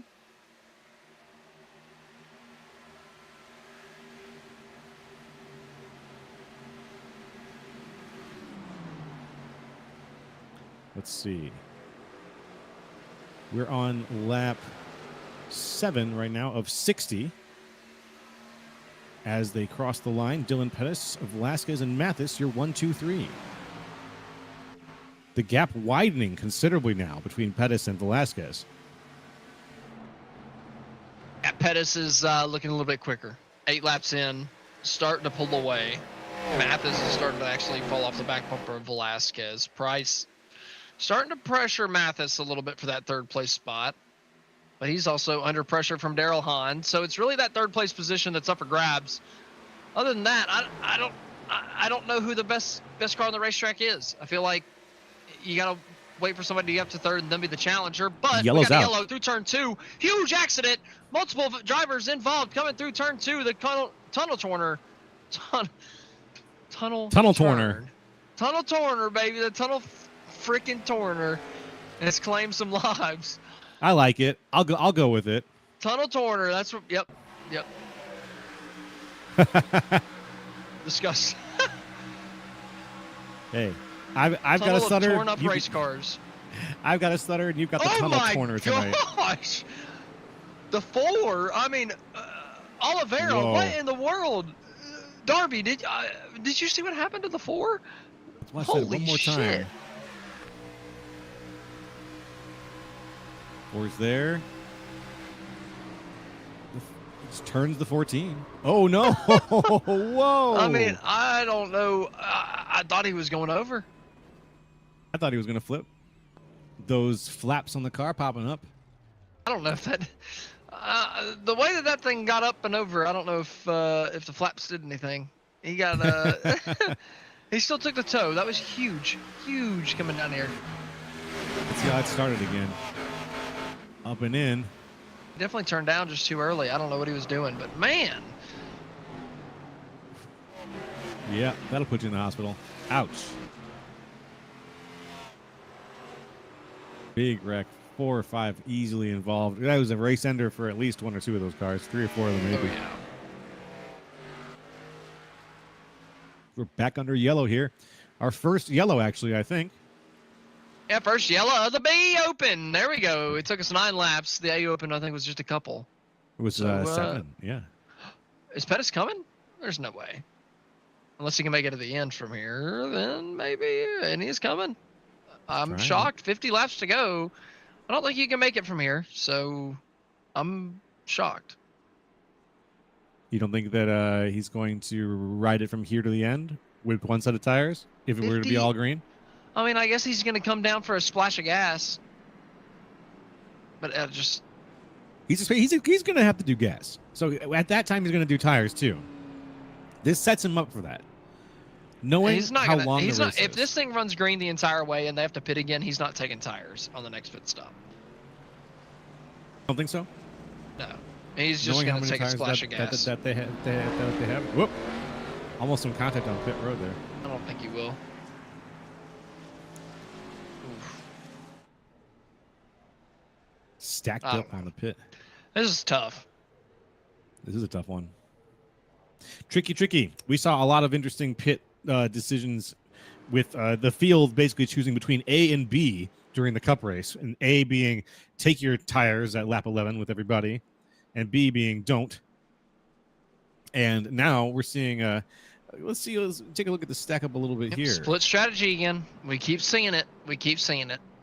Yep, half the field, but again, less than half the field has decided to stay out on their old tires. Why did they give us a 60-lap race for both races? I don't understand. They just want us to be happy. That's all. Happy? This should have been 50 laps. I'm a little frustrated. Don't you like racing? A little bit. Now, I'm putting the screws to you there. Yeah, I think they should have shortened it by 10 laps, too. Pocono can be a little much. That's true. For 60 laps.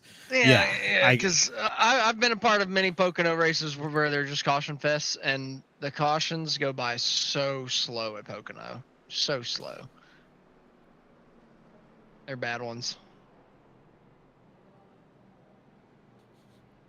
Yeah, you've got the long. I think it is the longest one of the longest straightaways in the NASCAR circuit here. It's going to make the cautions feel like they take forever.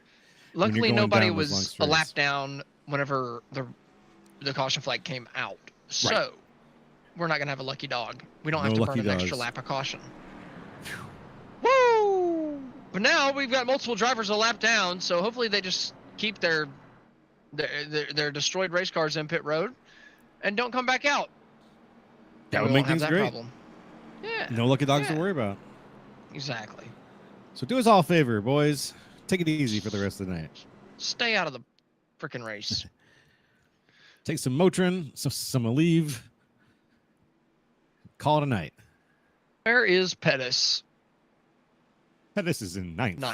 Ninth. So the top 8 did not come down pit road. Everybody Dylan Pettis on back did. 4 tires and gas. So they got a little bit less gas they got to take if they come down pit road again, which they should have to. Maybe they can somehow save if they get the cautions they need or something. But everybody 9th on back. That's what you got to watch out for. On the tires, are they going to come in handy? Are they going to matter? Are they going to be able to climb up to the race lead? Or is Chris Mathis and Matt White going to be able to hang on?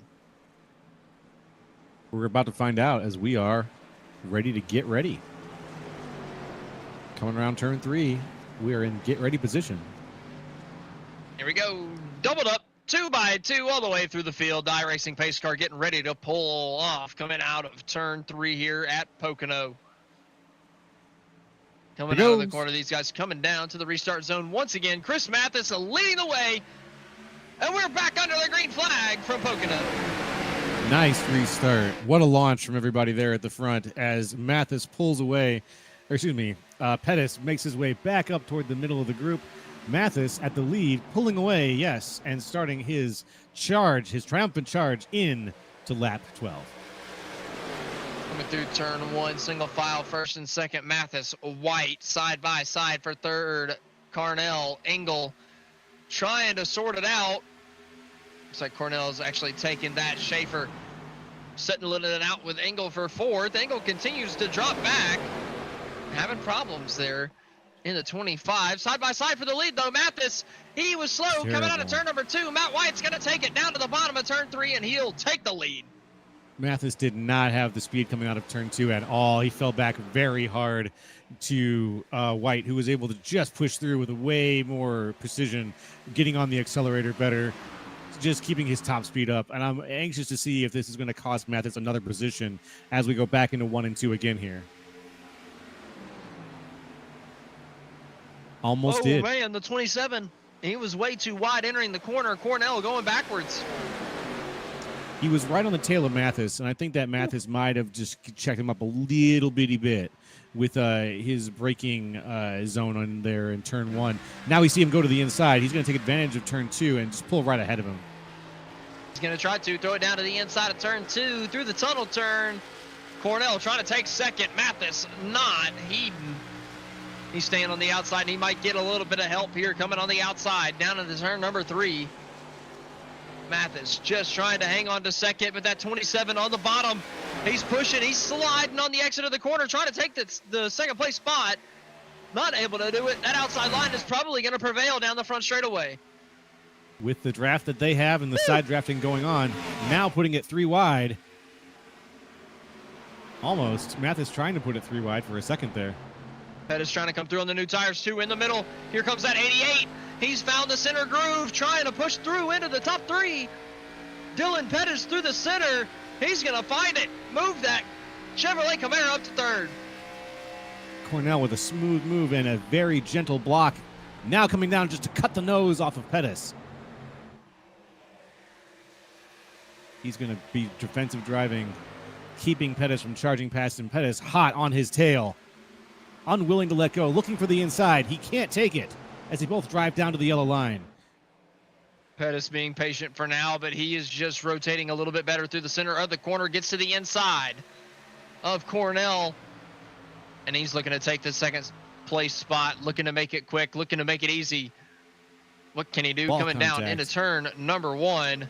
Dylan Pettis, he was your race leader. He's put on new tires, and he's floating through to second. Back there in turn number 3, Charles Velasquez, he hit the wall a little bit with his front right. You can see the damage there on the front of his Camaro. I don't think it's going to cost him anything. I don't see any really heavy damage there, anything but cosmetic. But watch for him to maybe hit the wall again. Yeah, he's tapping the wall there. He maybe just lost a little concentration, and he's not able to keep his car away from the wall, even with the speed he's finding right now. It's been a hard drive for him over the last lap. Velasquez having some issues, but still moving forward up to the 3rd place spot to the inside. Once again, a Cornell a little bit further up the racetrack, coming down to the start-finish line. Dylan Pettis to the inside of Matt White for the race lead. Dylan Pettis looking to take it back. It only took a couple of laps, man. I mean, he started back in the 9th place spot. I mean, it's only, 8, 9 lap fresher tires that Dylan Pettis has on that thing, and he made it stick. He made it work. He just flew through to the race lead. He stuck it for, it was only about maybe 3 laps total that it took him to really make all those positions up before it was a battle for first. Simply some of the most impressive driving we've seen in the race tonight from Dylan Pettis so far. He wanted first place so bad he could taste it a second. He wanted to taste that meal a second time, and he made sure to go get it. Well, Velasquez is coming too. I mean, he has flown up to second. I would be worried if I was these two guys if the caution flags keep flying at weird points where they have to save a set at some point, because that would maybe put them on the back foot against some of these guys that stayed out that have an extra set of tires. You never know whenever that could come into play, but for now, they're looking to make it work, looking for this race to stay green the entire time. If it does, then they'll be completely fine. Yeah, absolutely. Velasquez now second place, still holding on, only about 2/10 behind, but the gap between him and Matt White is about 7/10. So this stretch is starting to happen a little bit. The draft is starting to get a little bit harder for him to find, and if White can't find the draft and ends up focusing too much on the cars behind him, he's going to be pushing that entire column back, and we're just going to end up watching this first and second place battle become a 2-man fight. I think it's just going to keep becoming a 2-man fight because both of those guys pitted. The next 3, Matt White, Kyle Myers, and Daryl Hahn. Daryl Hahn pitted, but Cornell right behind them. None of those guys came down pit road. So I think you'll see Daryl Hahn get up to 3rd. He'll kind of create his own little island by himself, and it'll just be the 2-horse race of Pettis and Velasquez, and everybody else is going to start falling off behind. Absolutely.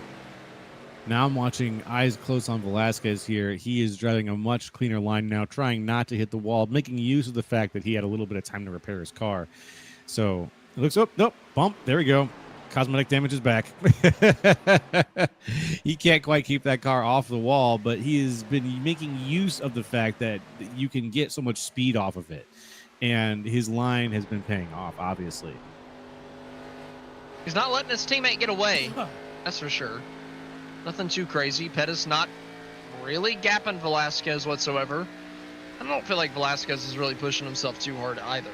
Just kind of keeping himself in it. So it'll be interesting to see if we get to the tire fall off point, if one of these guys starts succeeding over the other one a little bit further back. The 19 making a move, diving down to the inside. I believe that's Myers to the inside of White for 4th.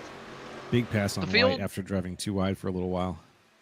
The field mostly single file, still a couple fights further back. Yep. I see Matt Forcappa. Is that how you pronounce that? Yep. Matt Forcappa is on the outside now, getting a little bit pushed out by the inside line. Oh, making it 3 wide is Matt Forcappa next to William Price. Cornell is well in there, able to maneuver and untangle that spaghetti just enough now. How about Cameron Sarton? He started in 22nd. He's up to 6. Wow, that is. You know what's funny? Kyle Myers, the only Toyota in the top 5, up 20 places. All right. Well, eyes on Matty Forks here. Oh, man. He also is working his way up. He's only up one position, but he was just dealing with some very, very hard traffic, and up toward the front, it's a quiet race. Pettis, Velasquez, Hahn, all spaced out now, nice and wide. But back a little bit further. Mostly quiet towards the front, I'd say. Yep, back in the further, Wickett and Sarton. Price now falling back. Doing the blocking, excuse me, is Price. He's not falling back. That Bass Pro Shops car holding its line just fine. As right behind him, it's now 3 wide. Green flag pit stop should be coming up in about 10 laps, you got to think. These guys racing hard, trying to get every position they can before then. A couple of number ones going at it pretty hard. Love it. Love to see it. Every once in a while, there's just a little bit of passing going on. Every once in a while, there's just a little bit of sorting out. Fixing a couple disagreements. Yeah, looks like some folks are trying to figure out where their brakes are going to be taking them now, especially as we get into the tunnel turn. Some of these braking zones are changing a little bit, and what was normally very close driving is starting to spread out as folks give each other a little bit of room to take a little bit more liberty with their car. I don't think so.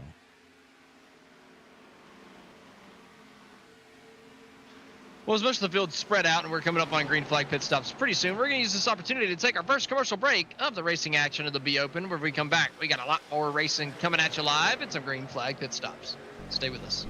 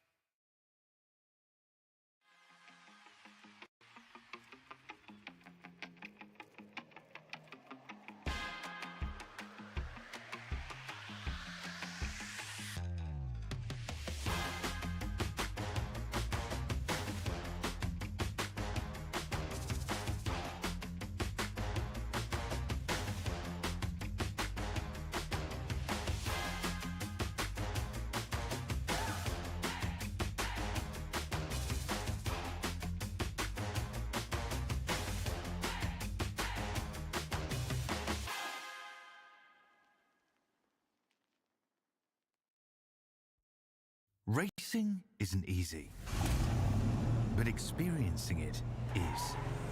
iRacing puts you in the driver's seat with the industry's leading sim racing game.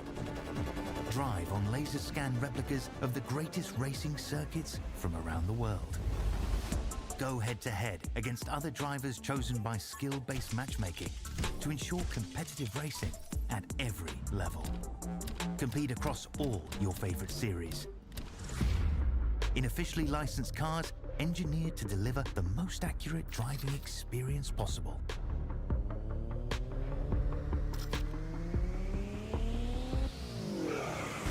Join a race or host your own with players from across the globe. Race against the computer or in a league with friends. Feel the thrill behind the wheel.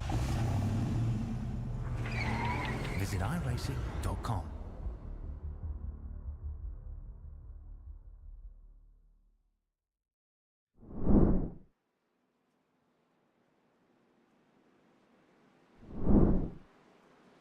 Welcome. Whoa, my goodness. Welcome back Wow. to tonight's Ryco Performance Monday Night Top Split action. Wow. That's scary. It happens to all of us eventually when you get We had a a little death on the older, you know? racetrack. Right after that, we're having a death in the broadcast booth, fortunately. We're going to show you the death in the racetrack real quick, the replay. Mitchell Lancaster. We are getting the coffins out. First and off track here, I think, from Cody. Oh. Woo! Well, that was Lancaster coming down. That was the Lancaster Meteor. Marty Famous Dom. Lancaster Meteor. Here it There's is. people coming down pit road, too. Oh, man, he just got jumped. Is that Matt White? Woo. Say goodbye. Wow. What a Who was that to smackaroonie. say goodbye. I mean, somebody shipped him. I think it was Matt White. I think Matt White said goodbye. Sayonara. Oh, What a you shame. wanted to race tonight? No, thank you.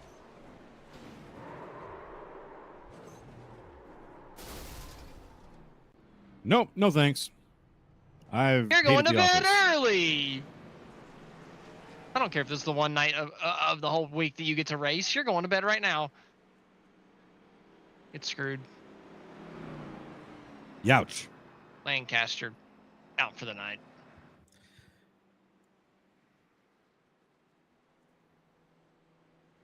Looks like there's a little discussion. Say outside dude was never clear. Or outside dude Lancaster was never clear, maybe. Yeah, and Lancaster was never clear, but he also never Yep. changed his That's lane. true. He never That's blocked true. the outside. He was going down to the inside and got turned. So, Got turned. Yeah. yeah, he kind of just got turned. Do be like that.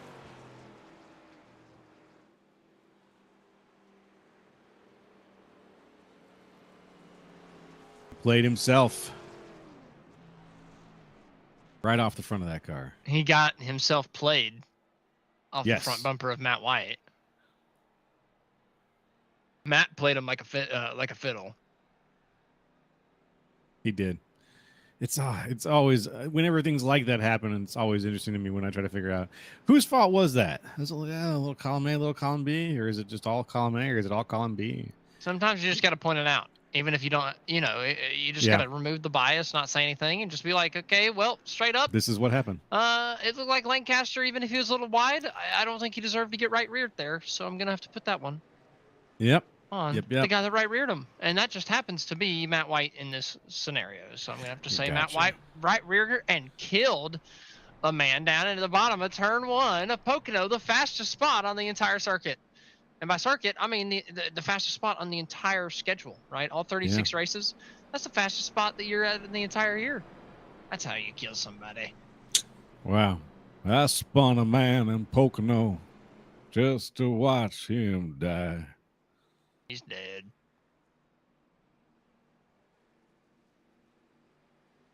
Love it. Got to have some fun racing. And as we are now 1 to green, 27 out of 60 here. Class B, top split. I think they can make it to the end on gas now. We might have some savers in there. You might have to save a little bit. Super but I don't know. savers. I don't know. It'll be close. I don't have my exact Xfinity fuel numbers, but I think with everybody coming down pit road, you got to think that they're pretty daggum close. Dylan Pettis is going to lead us down to the green flag. Clawed his way back to the top, and that's where he wants to stay. Let's see how he handles this restart. Coming around into 3 now. Looks like Clinton Ingle has left the race. Another one bites the dust. 2 Conti cars up front. Pettis, Velasquez coming back to the Lights green are out. flag.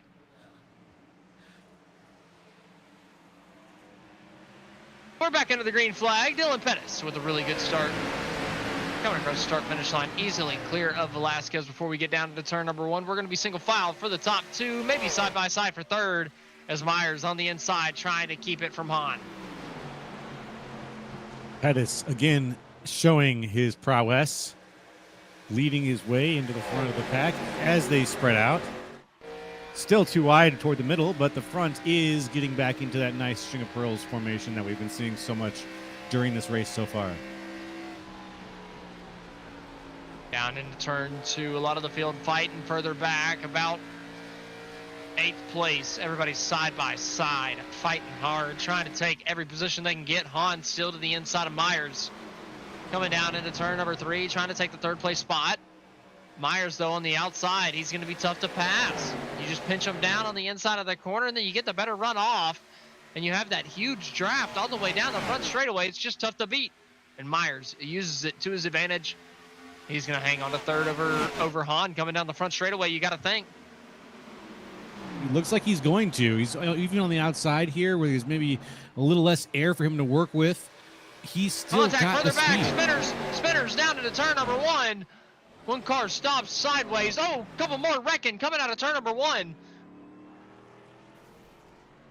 I think I've counted about 3 or 4 cars around. You see the 27 there stuck sideways. Another one at the top side of the racetrack.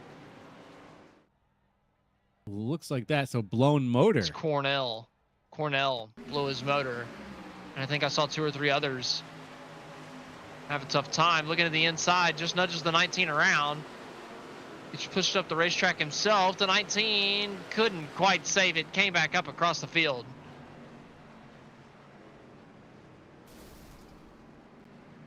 And there was a couple others back there that reacted A lot poorly. of sliding. Yeah. Long wreck. A lot of sliding. A lot of cars just making their way all the way around during that. Well, this is classic Pocono. This is classic Pocono. Gotta wreck them all. Pocono. They always turn into turn 1 wreck fests at the end. I don't know why, but they always do. Turn We'll 1 have wreck fest. 5. People said turn 2 was the problem here, but it looks like We'll have turn 5 1 is wrecks just through as turn dangerous. 1. I'm telling you, you will. It's just every time. Every time turn 1, just wreck everybody. Wow. Oof. He did almost have it here. We got eyes inside the car with Schaefer right now. He almost had it saved. He was coming back up on the track, and then it looks like he just lost it.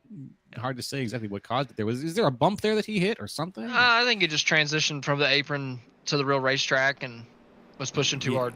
Just hit the wobble, and he couldn't get out of it. If he would have had it back down a little bit, especially with the caution coming out, I think he would have been fine. Wouldn't have lost any more spots, but I think he just pushed a little bit too hard trying to come out of it. Well, if you're going to wobble, you got to remember to weeble, or else you're going to fall down. It's Yep, just, you cannot it's- wobble wobble without the weeble. You got to It's weeble just wobble. science. It's just science. Yep, that is true. I got to I don't agree make- with you on that one. I don't make the rules. It's like yin and yang, right? Like you got to. There You has gotta to be weeble, one. wobble. If one, then the other, of course. Exactly. We're at the halfway point. Only Seven things- halfway. Yeah, only halfway. Don't say it like that. God bless. We're already halfway. What a fast race with these fast Somebody cars. save me. I'm just kidding. I know. You're as excited as I am to see these amazing vehicles drive so quickly. 60 laps, what should be about 50. Hey, this is a whole hell of a lot better than Chicago was last week. Chicago was You're right. a hard watch. That does become a hard Pocono, watch. this it's has been true. fun. This has been fun. It is. It feels like classic NASCAR. It feels like good old stock car racing. If that makes any sense. It makes sense to me. But let's It stop the feels turn like, 1 wrecks. Let's leave that off the field now. Let's get, as we say in the world of Elden Ring. Let's filter some people here, and let's see who's left. And Are you ready for this restart as we pile down into let's do turn it. 1 and wreck everybody?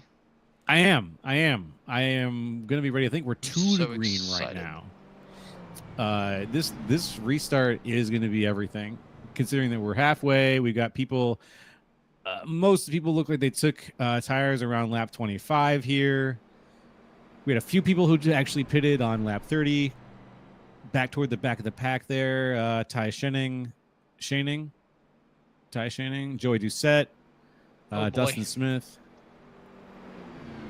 So let's see how that fares for them. With everybody else having the tires from 25 or having the pit from 25, everyone's on a pretty even playing field. So yeah, let's see what happens.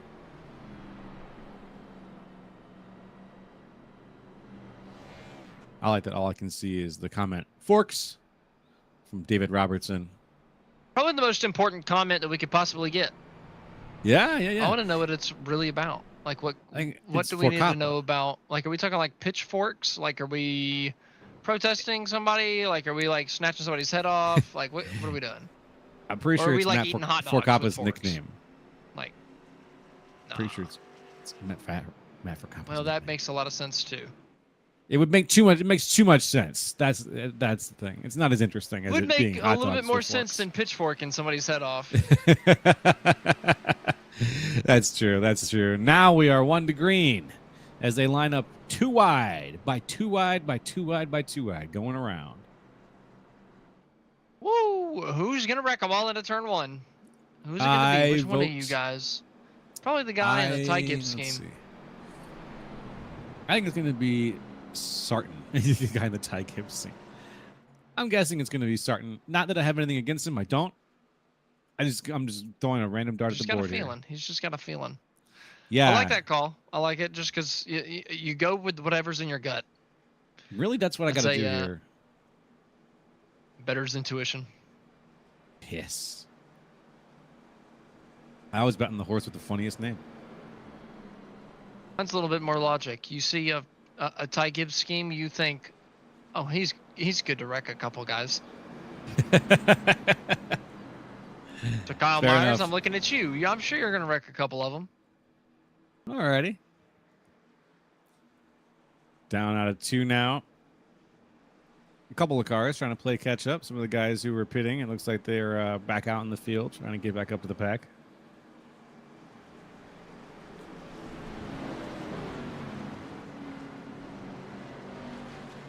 Lights are about to go out in the pace car, or already out in the pace car as we going around.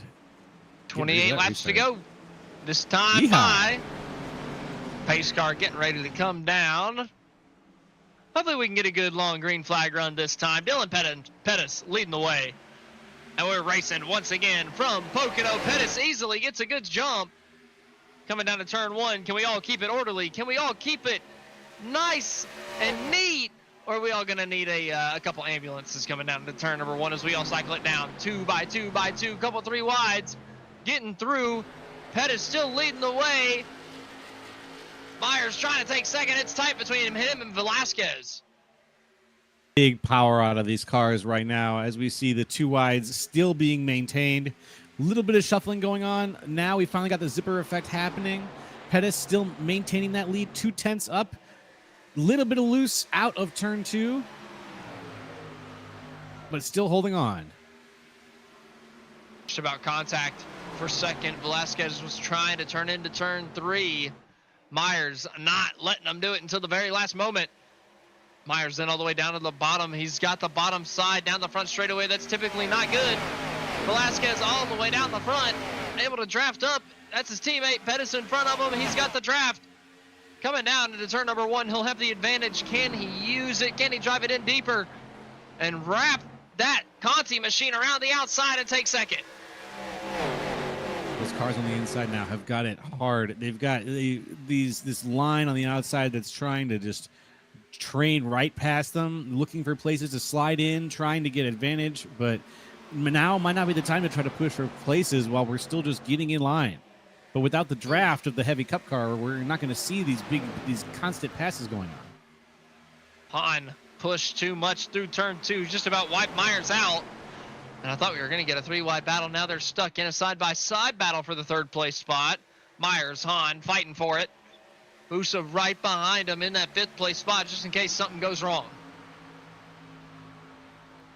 Love it. Busa moving up very far, actually. He's up 14 places. Myers up 20 places, now 21 places, as he pushes the nose into 3rd place. He's trying to hang on to that 3rd place spot. He was fighting for 2nd not too long ago. Now on the outside of turn number 1, you would think he'd get a little bit better run, but I think he pushed a little bit too hard through the center. Lost that momentum coming out of the corner. Daryl Hahn poking to the inside, trying to take it back, trying to bring the fight to that 3rd place spot. Ooh, getting loose now. You just saw for a second there, Kyle Myers touched loose, but still holding on to his line as it's too wide still with Daryl Hahn. What a battle Oh, man. for Come on. 3rd place. What can he do down to the inside? Daryl Hahn, can he get there? Can he take the spot? You don't think he's going to be able to do it down the front straightaway. You don't have the run. You don't have the draft. He's not able to peak all the way down to the Conti cars. They finally break back up to the 2nd groove, then all the way back up to the top. So Hahn not really gaining anything, not really losing anything down the front, but he does lose it through turn 1, that 19, just a little bit quicker on the outside groove. Matt Busa doesn't want anything to do with the fight going on ahead of him right now. He's wisely holding back a little bit, not pressing his advantage with them being so distracted by each other, because he could quickly get his nose in there and quickly turn this into another yellow if he decides to. But staying back a little bit, watching these two duke it out, he can save a little bit of gas, he can save a little bit of tire, and he can use that draft that he is able to get to try to take advantage of the 2 cars ahead of him who are just so focused on each other. There is still a long time left in this race. Coming to 24 laps to go. Saving tires could be the way to go. You never know. Pettis, Velasquez, Myers, Hahn, they could all fall off. They're all racing each other so hard. Matt Busa back there just kind of minding his own business. Running his own pace. That might be the smart move. idea. It's a very, very smart idea to play the cars against each other and to take your time. We'll have to wait and see. How often do you see an iRacing race run green all the way to the end? Whenever you need it to. Oof, not when I need it to. Only when I don't. Not whenever you need it to. I can tell you that. Yep. Only when I'm in 17th place and I'm 2 laps down. Yep. Typically it doesn't hit right whenever you really want it to. So we'll have to wait and see for Busa. See if that strategy plays out. Just watch the laps tick by. See if the old light switches on the tires or flips on the tires as we come down to the end of this thing. Pettis still leading the way. I think we're going to see a little bit of tire melting behavior, considering that most guys are still on tires from lap 25 and we're on 38 going to 60. By the time we get around the 55 range, we're going to be starting to drive on butter. I don't think there's going to be a reason to pit until the end of the race at this point. If you can get there, get there. Because as soon as you pit, you're just saying, hey, I probably don't want to win this race, or I'm so good, I'm going to come back to the top. One of the only people who I think could afford to do that, maybe Pettis, but even then, losing so many positions at this point wouldn't be worth it. The top 15 is so tucked up. I mean, everybody on the same straightaway. That is how tight the field is. I mean, everybody that's on the same tires is all in this main group. So there's no reason for any of them to split up for any reason for the rest of the race. Yeah, they just stay in it. If you haven't been involved in a yellow, you're basically involved in this group, and you're all on the same straightaway at just about any point. You see a couple stragglers way back in the back, but the top 15, all within 3 seconds of the race leader.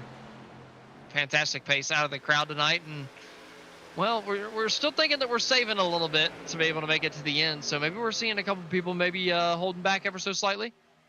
Yeah, just a little bit. The gap you were talking about is between Chris Mathis and Brandon Minto back there. That's about a 5-second gap, about a 4-second gap. I'm not really sure exactly what might have caused it. Maybe just getting out of each other's air, a little bit of pushing, a little bit of pitting, and some bad timing on a restart. But this group in the back now is still on the lead lap, many of them. But they've all been into accidents. So we've got a pack in the back, a pack in the front, as we have 2 race groups pretty clearly forming. And we'll take another yellow to merge them back together. Myers is taking second from Velasquez. And it's kind of separated the main group. Pettis is able to get by or get ahead by 0.8 of a second. And now he looks like he's gone for the race lead. And we have a huge battle pack for second But Myers is now the guy leading that. And Velasquez is slipping. He's going to be 3 wide for third. 3 wide for third on a nice wide part of the track at least. That Busa down to the inside. Daryl Hahn has to back out. Busa might go for 2 for 1 though. Velasquez hanging on the outside groove of the racetrack, able to hang on to 4th. He loses 1 to Myers, but Velasquez stops the bleeding at 3rd. Busa picks up 1 spot out of that, and Hahn's under pressure once again. I believe that's Price. It's under him coming out of turn 3. 20 laps That's Blair remaining right Wickett now here at Pocono.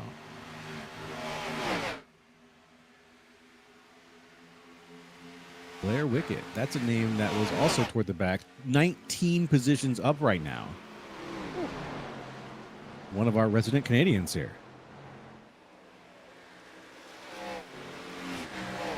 I got some numbers on screen for you here. Cooking, fastest lap. Yeah, what a spread. What a spread.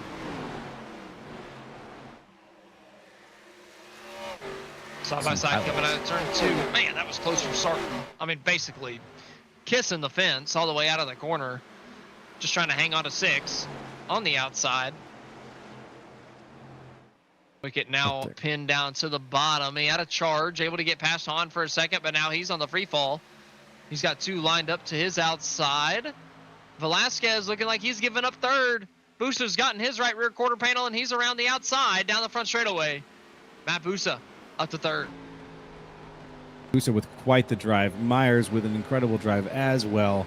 These guys up at the front have been just hungry for it. It's been really impressive to see them move up through the pack, through the yellows, through the few cautions that we've had so far to cement themselves as the fastest in the pack tonight. Just some really exciting racing.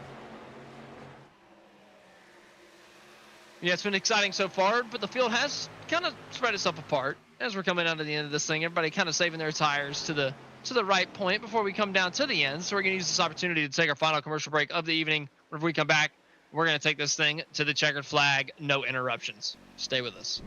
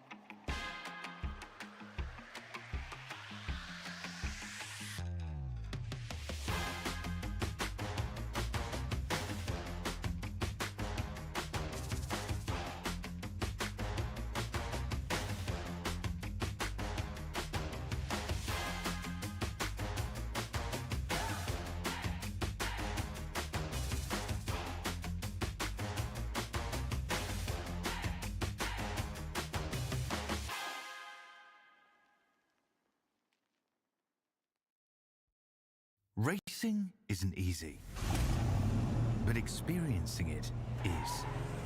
iRacing puts you in the driver's seat with the industry's leading sim racing game. Drive on laser scan replicas of the greatest racing circuits from around the world. Go head-to-head against other drivers chosen by skill-based matchmaking to ensure competitive racing at every level. Compete across all your favorite series. In officially licensed cars, engineered to deliver the most accurate driving experience possible.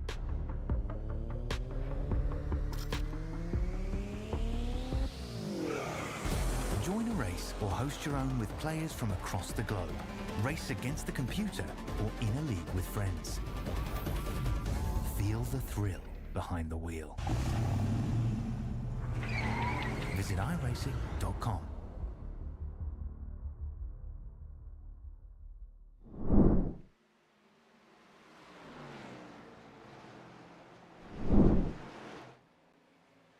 Welcome back to the Ryco Performance Monday Night Top Split. The Xfinity Series race is going on right now. We've only got 14 laps to go as they take the line this time by. Dylan Pettis has the lead. It's down to 0.2 of a second. Kyle Myers, he's all over the back bumper coming down into turn one. Now, Myers and Pettis, we've been watching during the commercial break. They have been neck and neck still. It was yo-yoing from 0.8 to 0.3. Now back down to a bit of a 0.1 gap. Very, very tight as they're now too wide. Just about. Myers trying to get to the outside of Pettis. He's not going to be able to do it just yet. Just cycling through turn two, but Myers has been better through two time and time again. He gets a little bit more forward drive coming off the corner just like he has done time and time again. Coming down to the turn three, though. Can he do what he needs to do? Can he get to the back bumper? Can he flow through on the throttle a little bit quicker than that 88 in front of him? And now down the front straightaway. Decent drive out. Not a run, but he's stagnated. Can he use the draft? Can he get a little bit of speed over the 88 before we get down into turn number one? Pettis breaks the draft, preventing that from happening. What can Myers do? Coming down to turn two the next time. He's got the run through one, looking to the inside. Not there.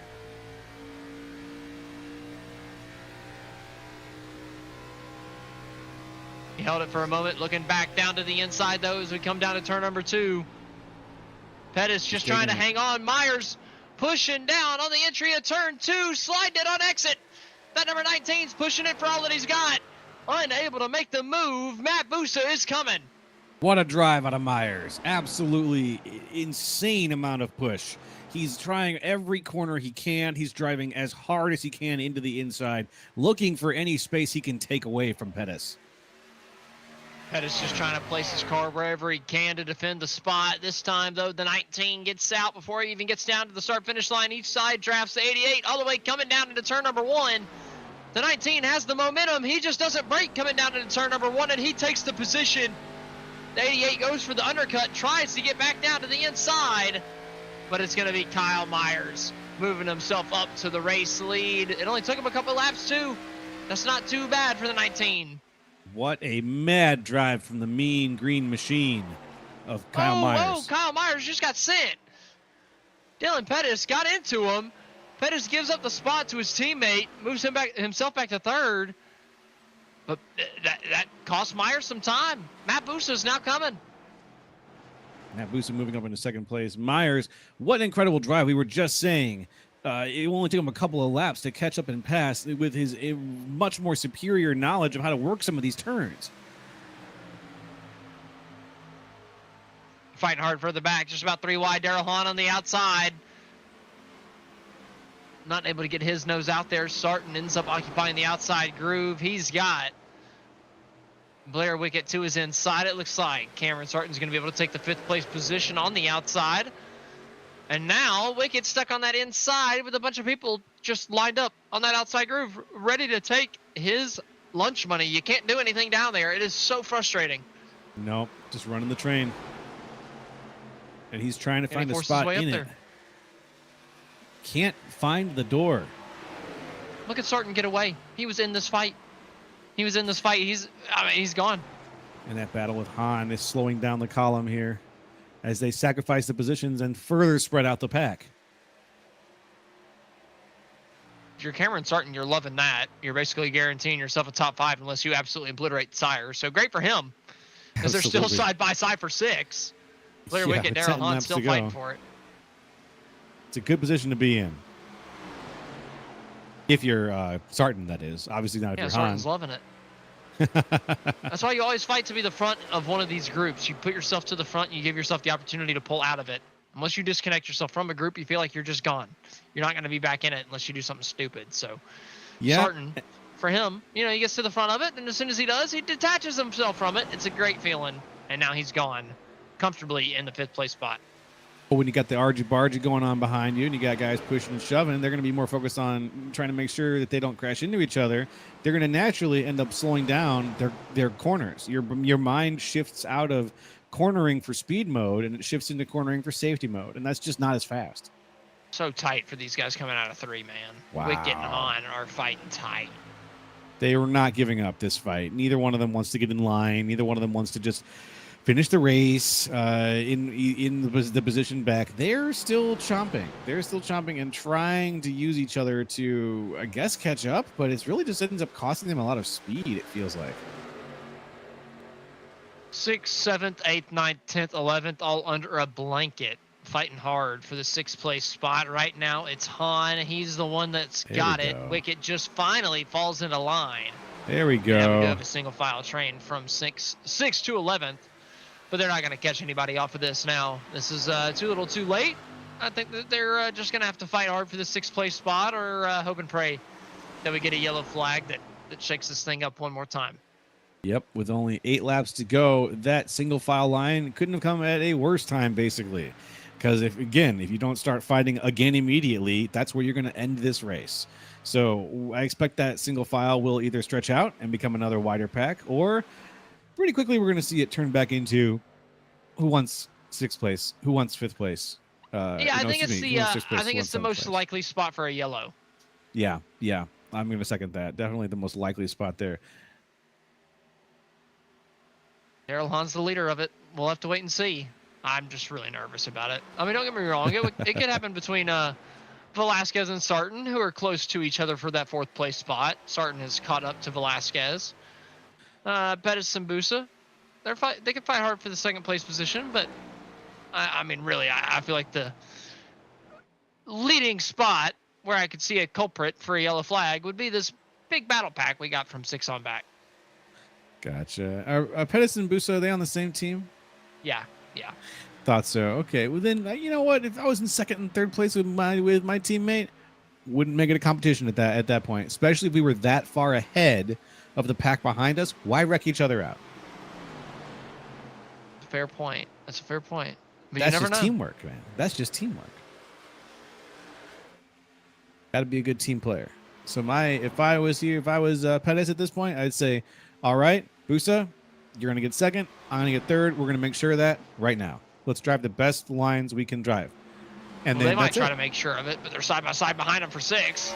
Oh, man, what a move from Wicket. He just drove it in there into turn 2 and took it. Ooh. Wicket holding it down. This is the battle pack. There goes Warren's on the outside. He's going to lose for that. That's going to cost him. Oh, I don't know. He gets to right to hug the in. wall. You'd rather miss it high than miss it low, right? That's fair. There was just no one out there with him, and I'm thinking, how is he going to run past anyone? He doesn't have that train effect. Yeah, that's fair. As long as you don't get cleared, I feel like you're okay. But it's just tough. You never know whenever you've overstepped the boundary. Yeah. You'll find out when you overstep the boundary when you door check somebody. Well, that's a fair point. Beep. That's when you find out, right? 2nd place, Busa and Pettis coming to 5 to go. Still Wicket is nice taking clean. 6, and he is moving away from Darrell Hahn behind him.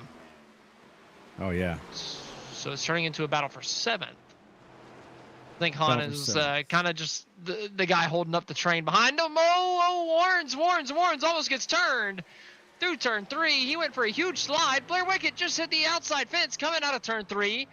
He came off of it and almost hit the inside fence. He's coming back up across your screen right now. What in the world? That was. We're still green. And we had wall contact on that? I'm telling you, we're gonna still have some problems. Okay. I really believe it. Still five to go, but go. I still think that there are some people doing some not so smart things. Wild. Just wild. The aggression there in the back of the field with 5 to go has still been up in that little pack. The pack Yep. for 7th.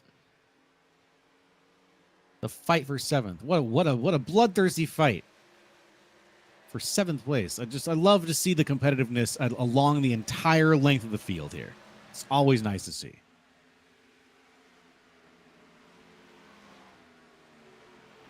Teammates going at it for second. Pettis, he's not content with that 3rd place position. He's been a little bit faster than Busa. He's looking to the inside. He's going to take it from his Team Conti teammate. Yep. Nice even shift. Just went down to the inside, said, hey, I'm going to pass you up here. I got the speed. Probably the most gentlemanly pass we've seen all night. Battle for 5th. Cameron starting on the outside. Blair Wicket on the inside. Wicket dives down to the inside of 2. He takes it. Certain tried to undercut him. Tried to get back down on the apron, but he's not able to do it. Nope, not quite. Turning around, turn 3 here, coming down to the line. 4 laps to go. It's about to turn into 3 with Kyle Myers far ahead. 2.3 second lead over Dylan Pettis. What a job from Kyle Myers. Let's talk about that. 23 positions up. Started in 23rd.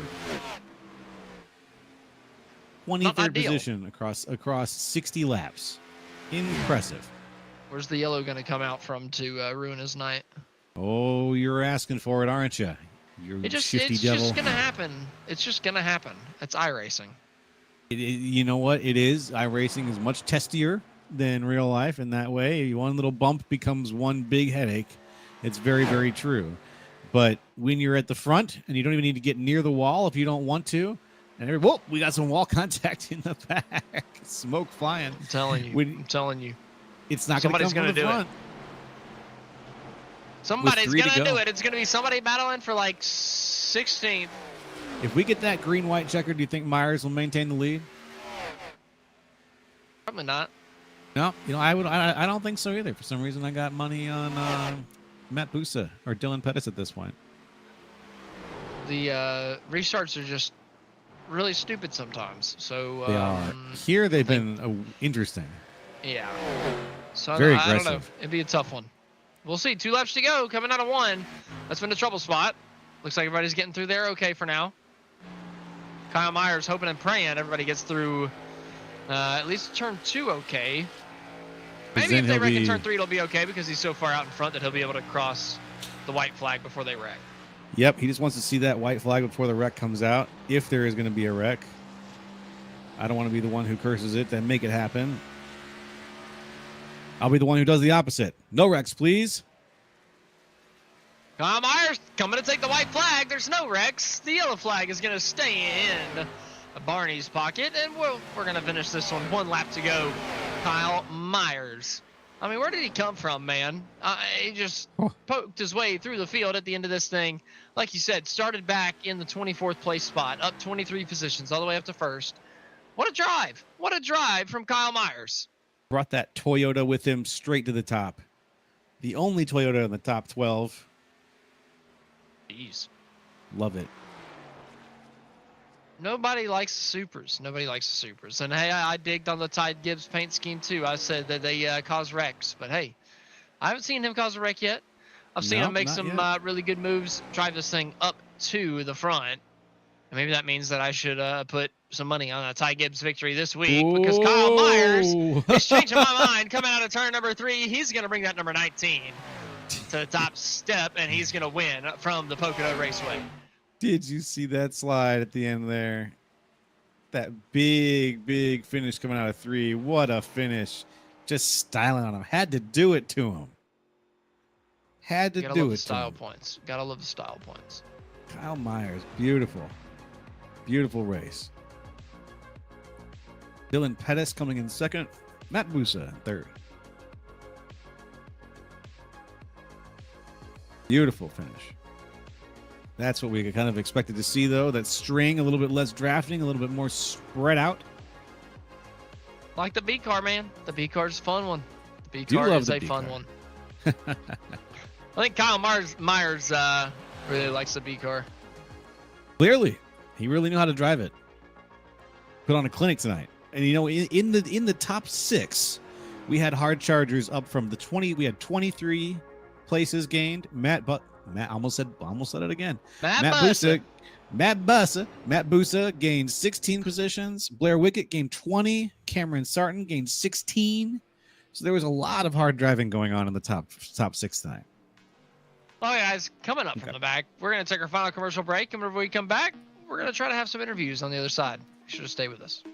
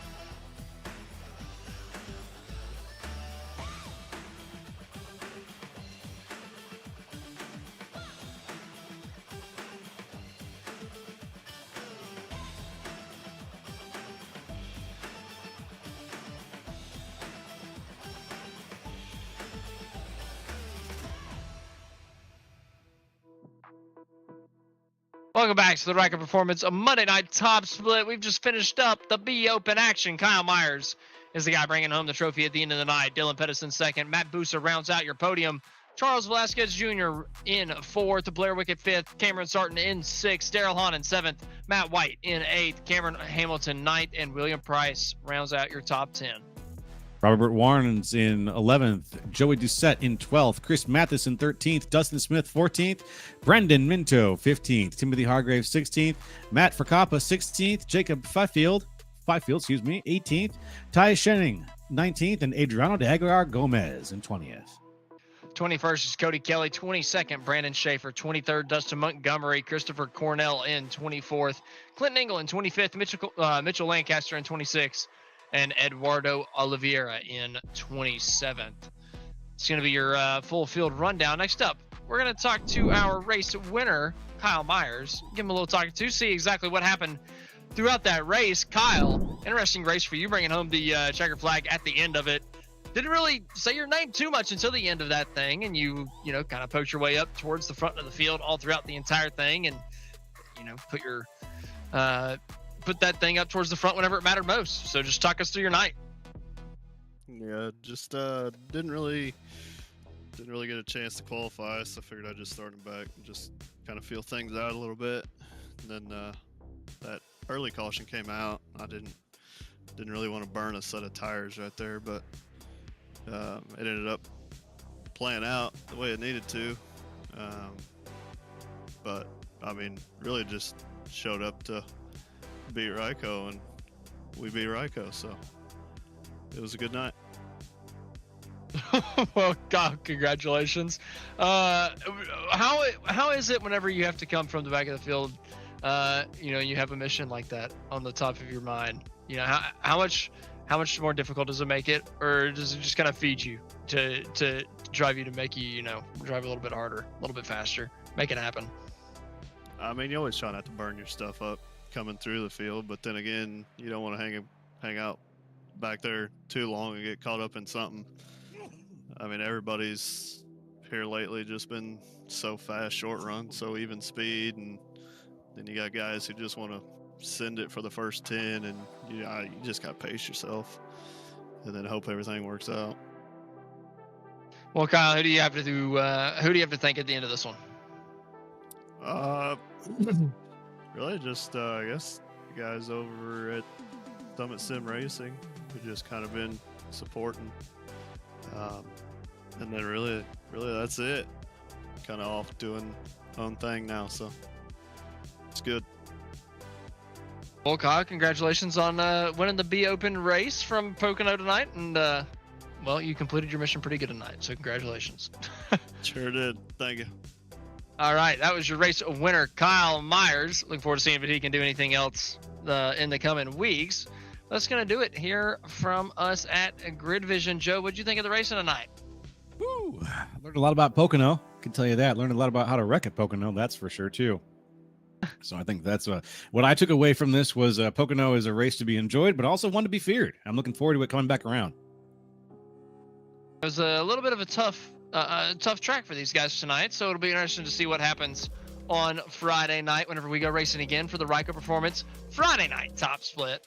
But from everybody at GridVision, we'd like to thank you for watching and participating in the chat. For more information on getting your league broadcasted or starting your career in broadcasting, contact us on Facebook, X, or email us at info@gridvision.live. Congratulations to the race winners on tonight's races from the Pocono Raceway. This has been Austin Edstrom standing alongside Joe LaCastro and Austin Derbyshire behind the production booth as always. We will see you next time on the grid.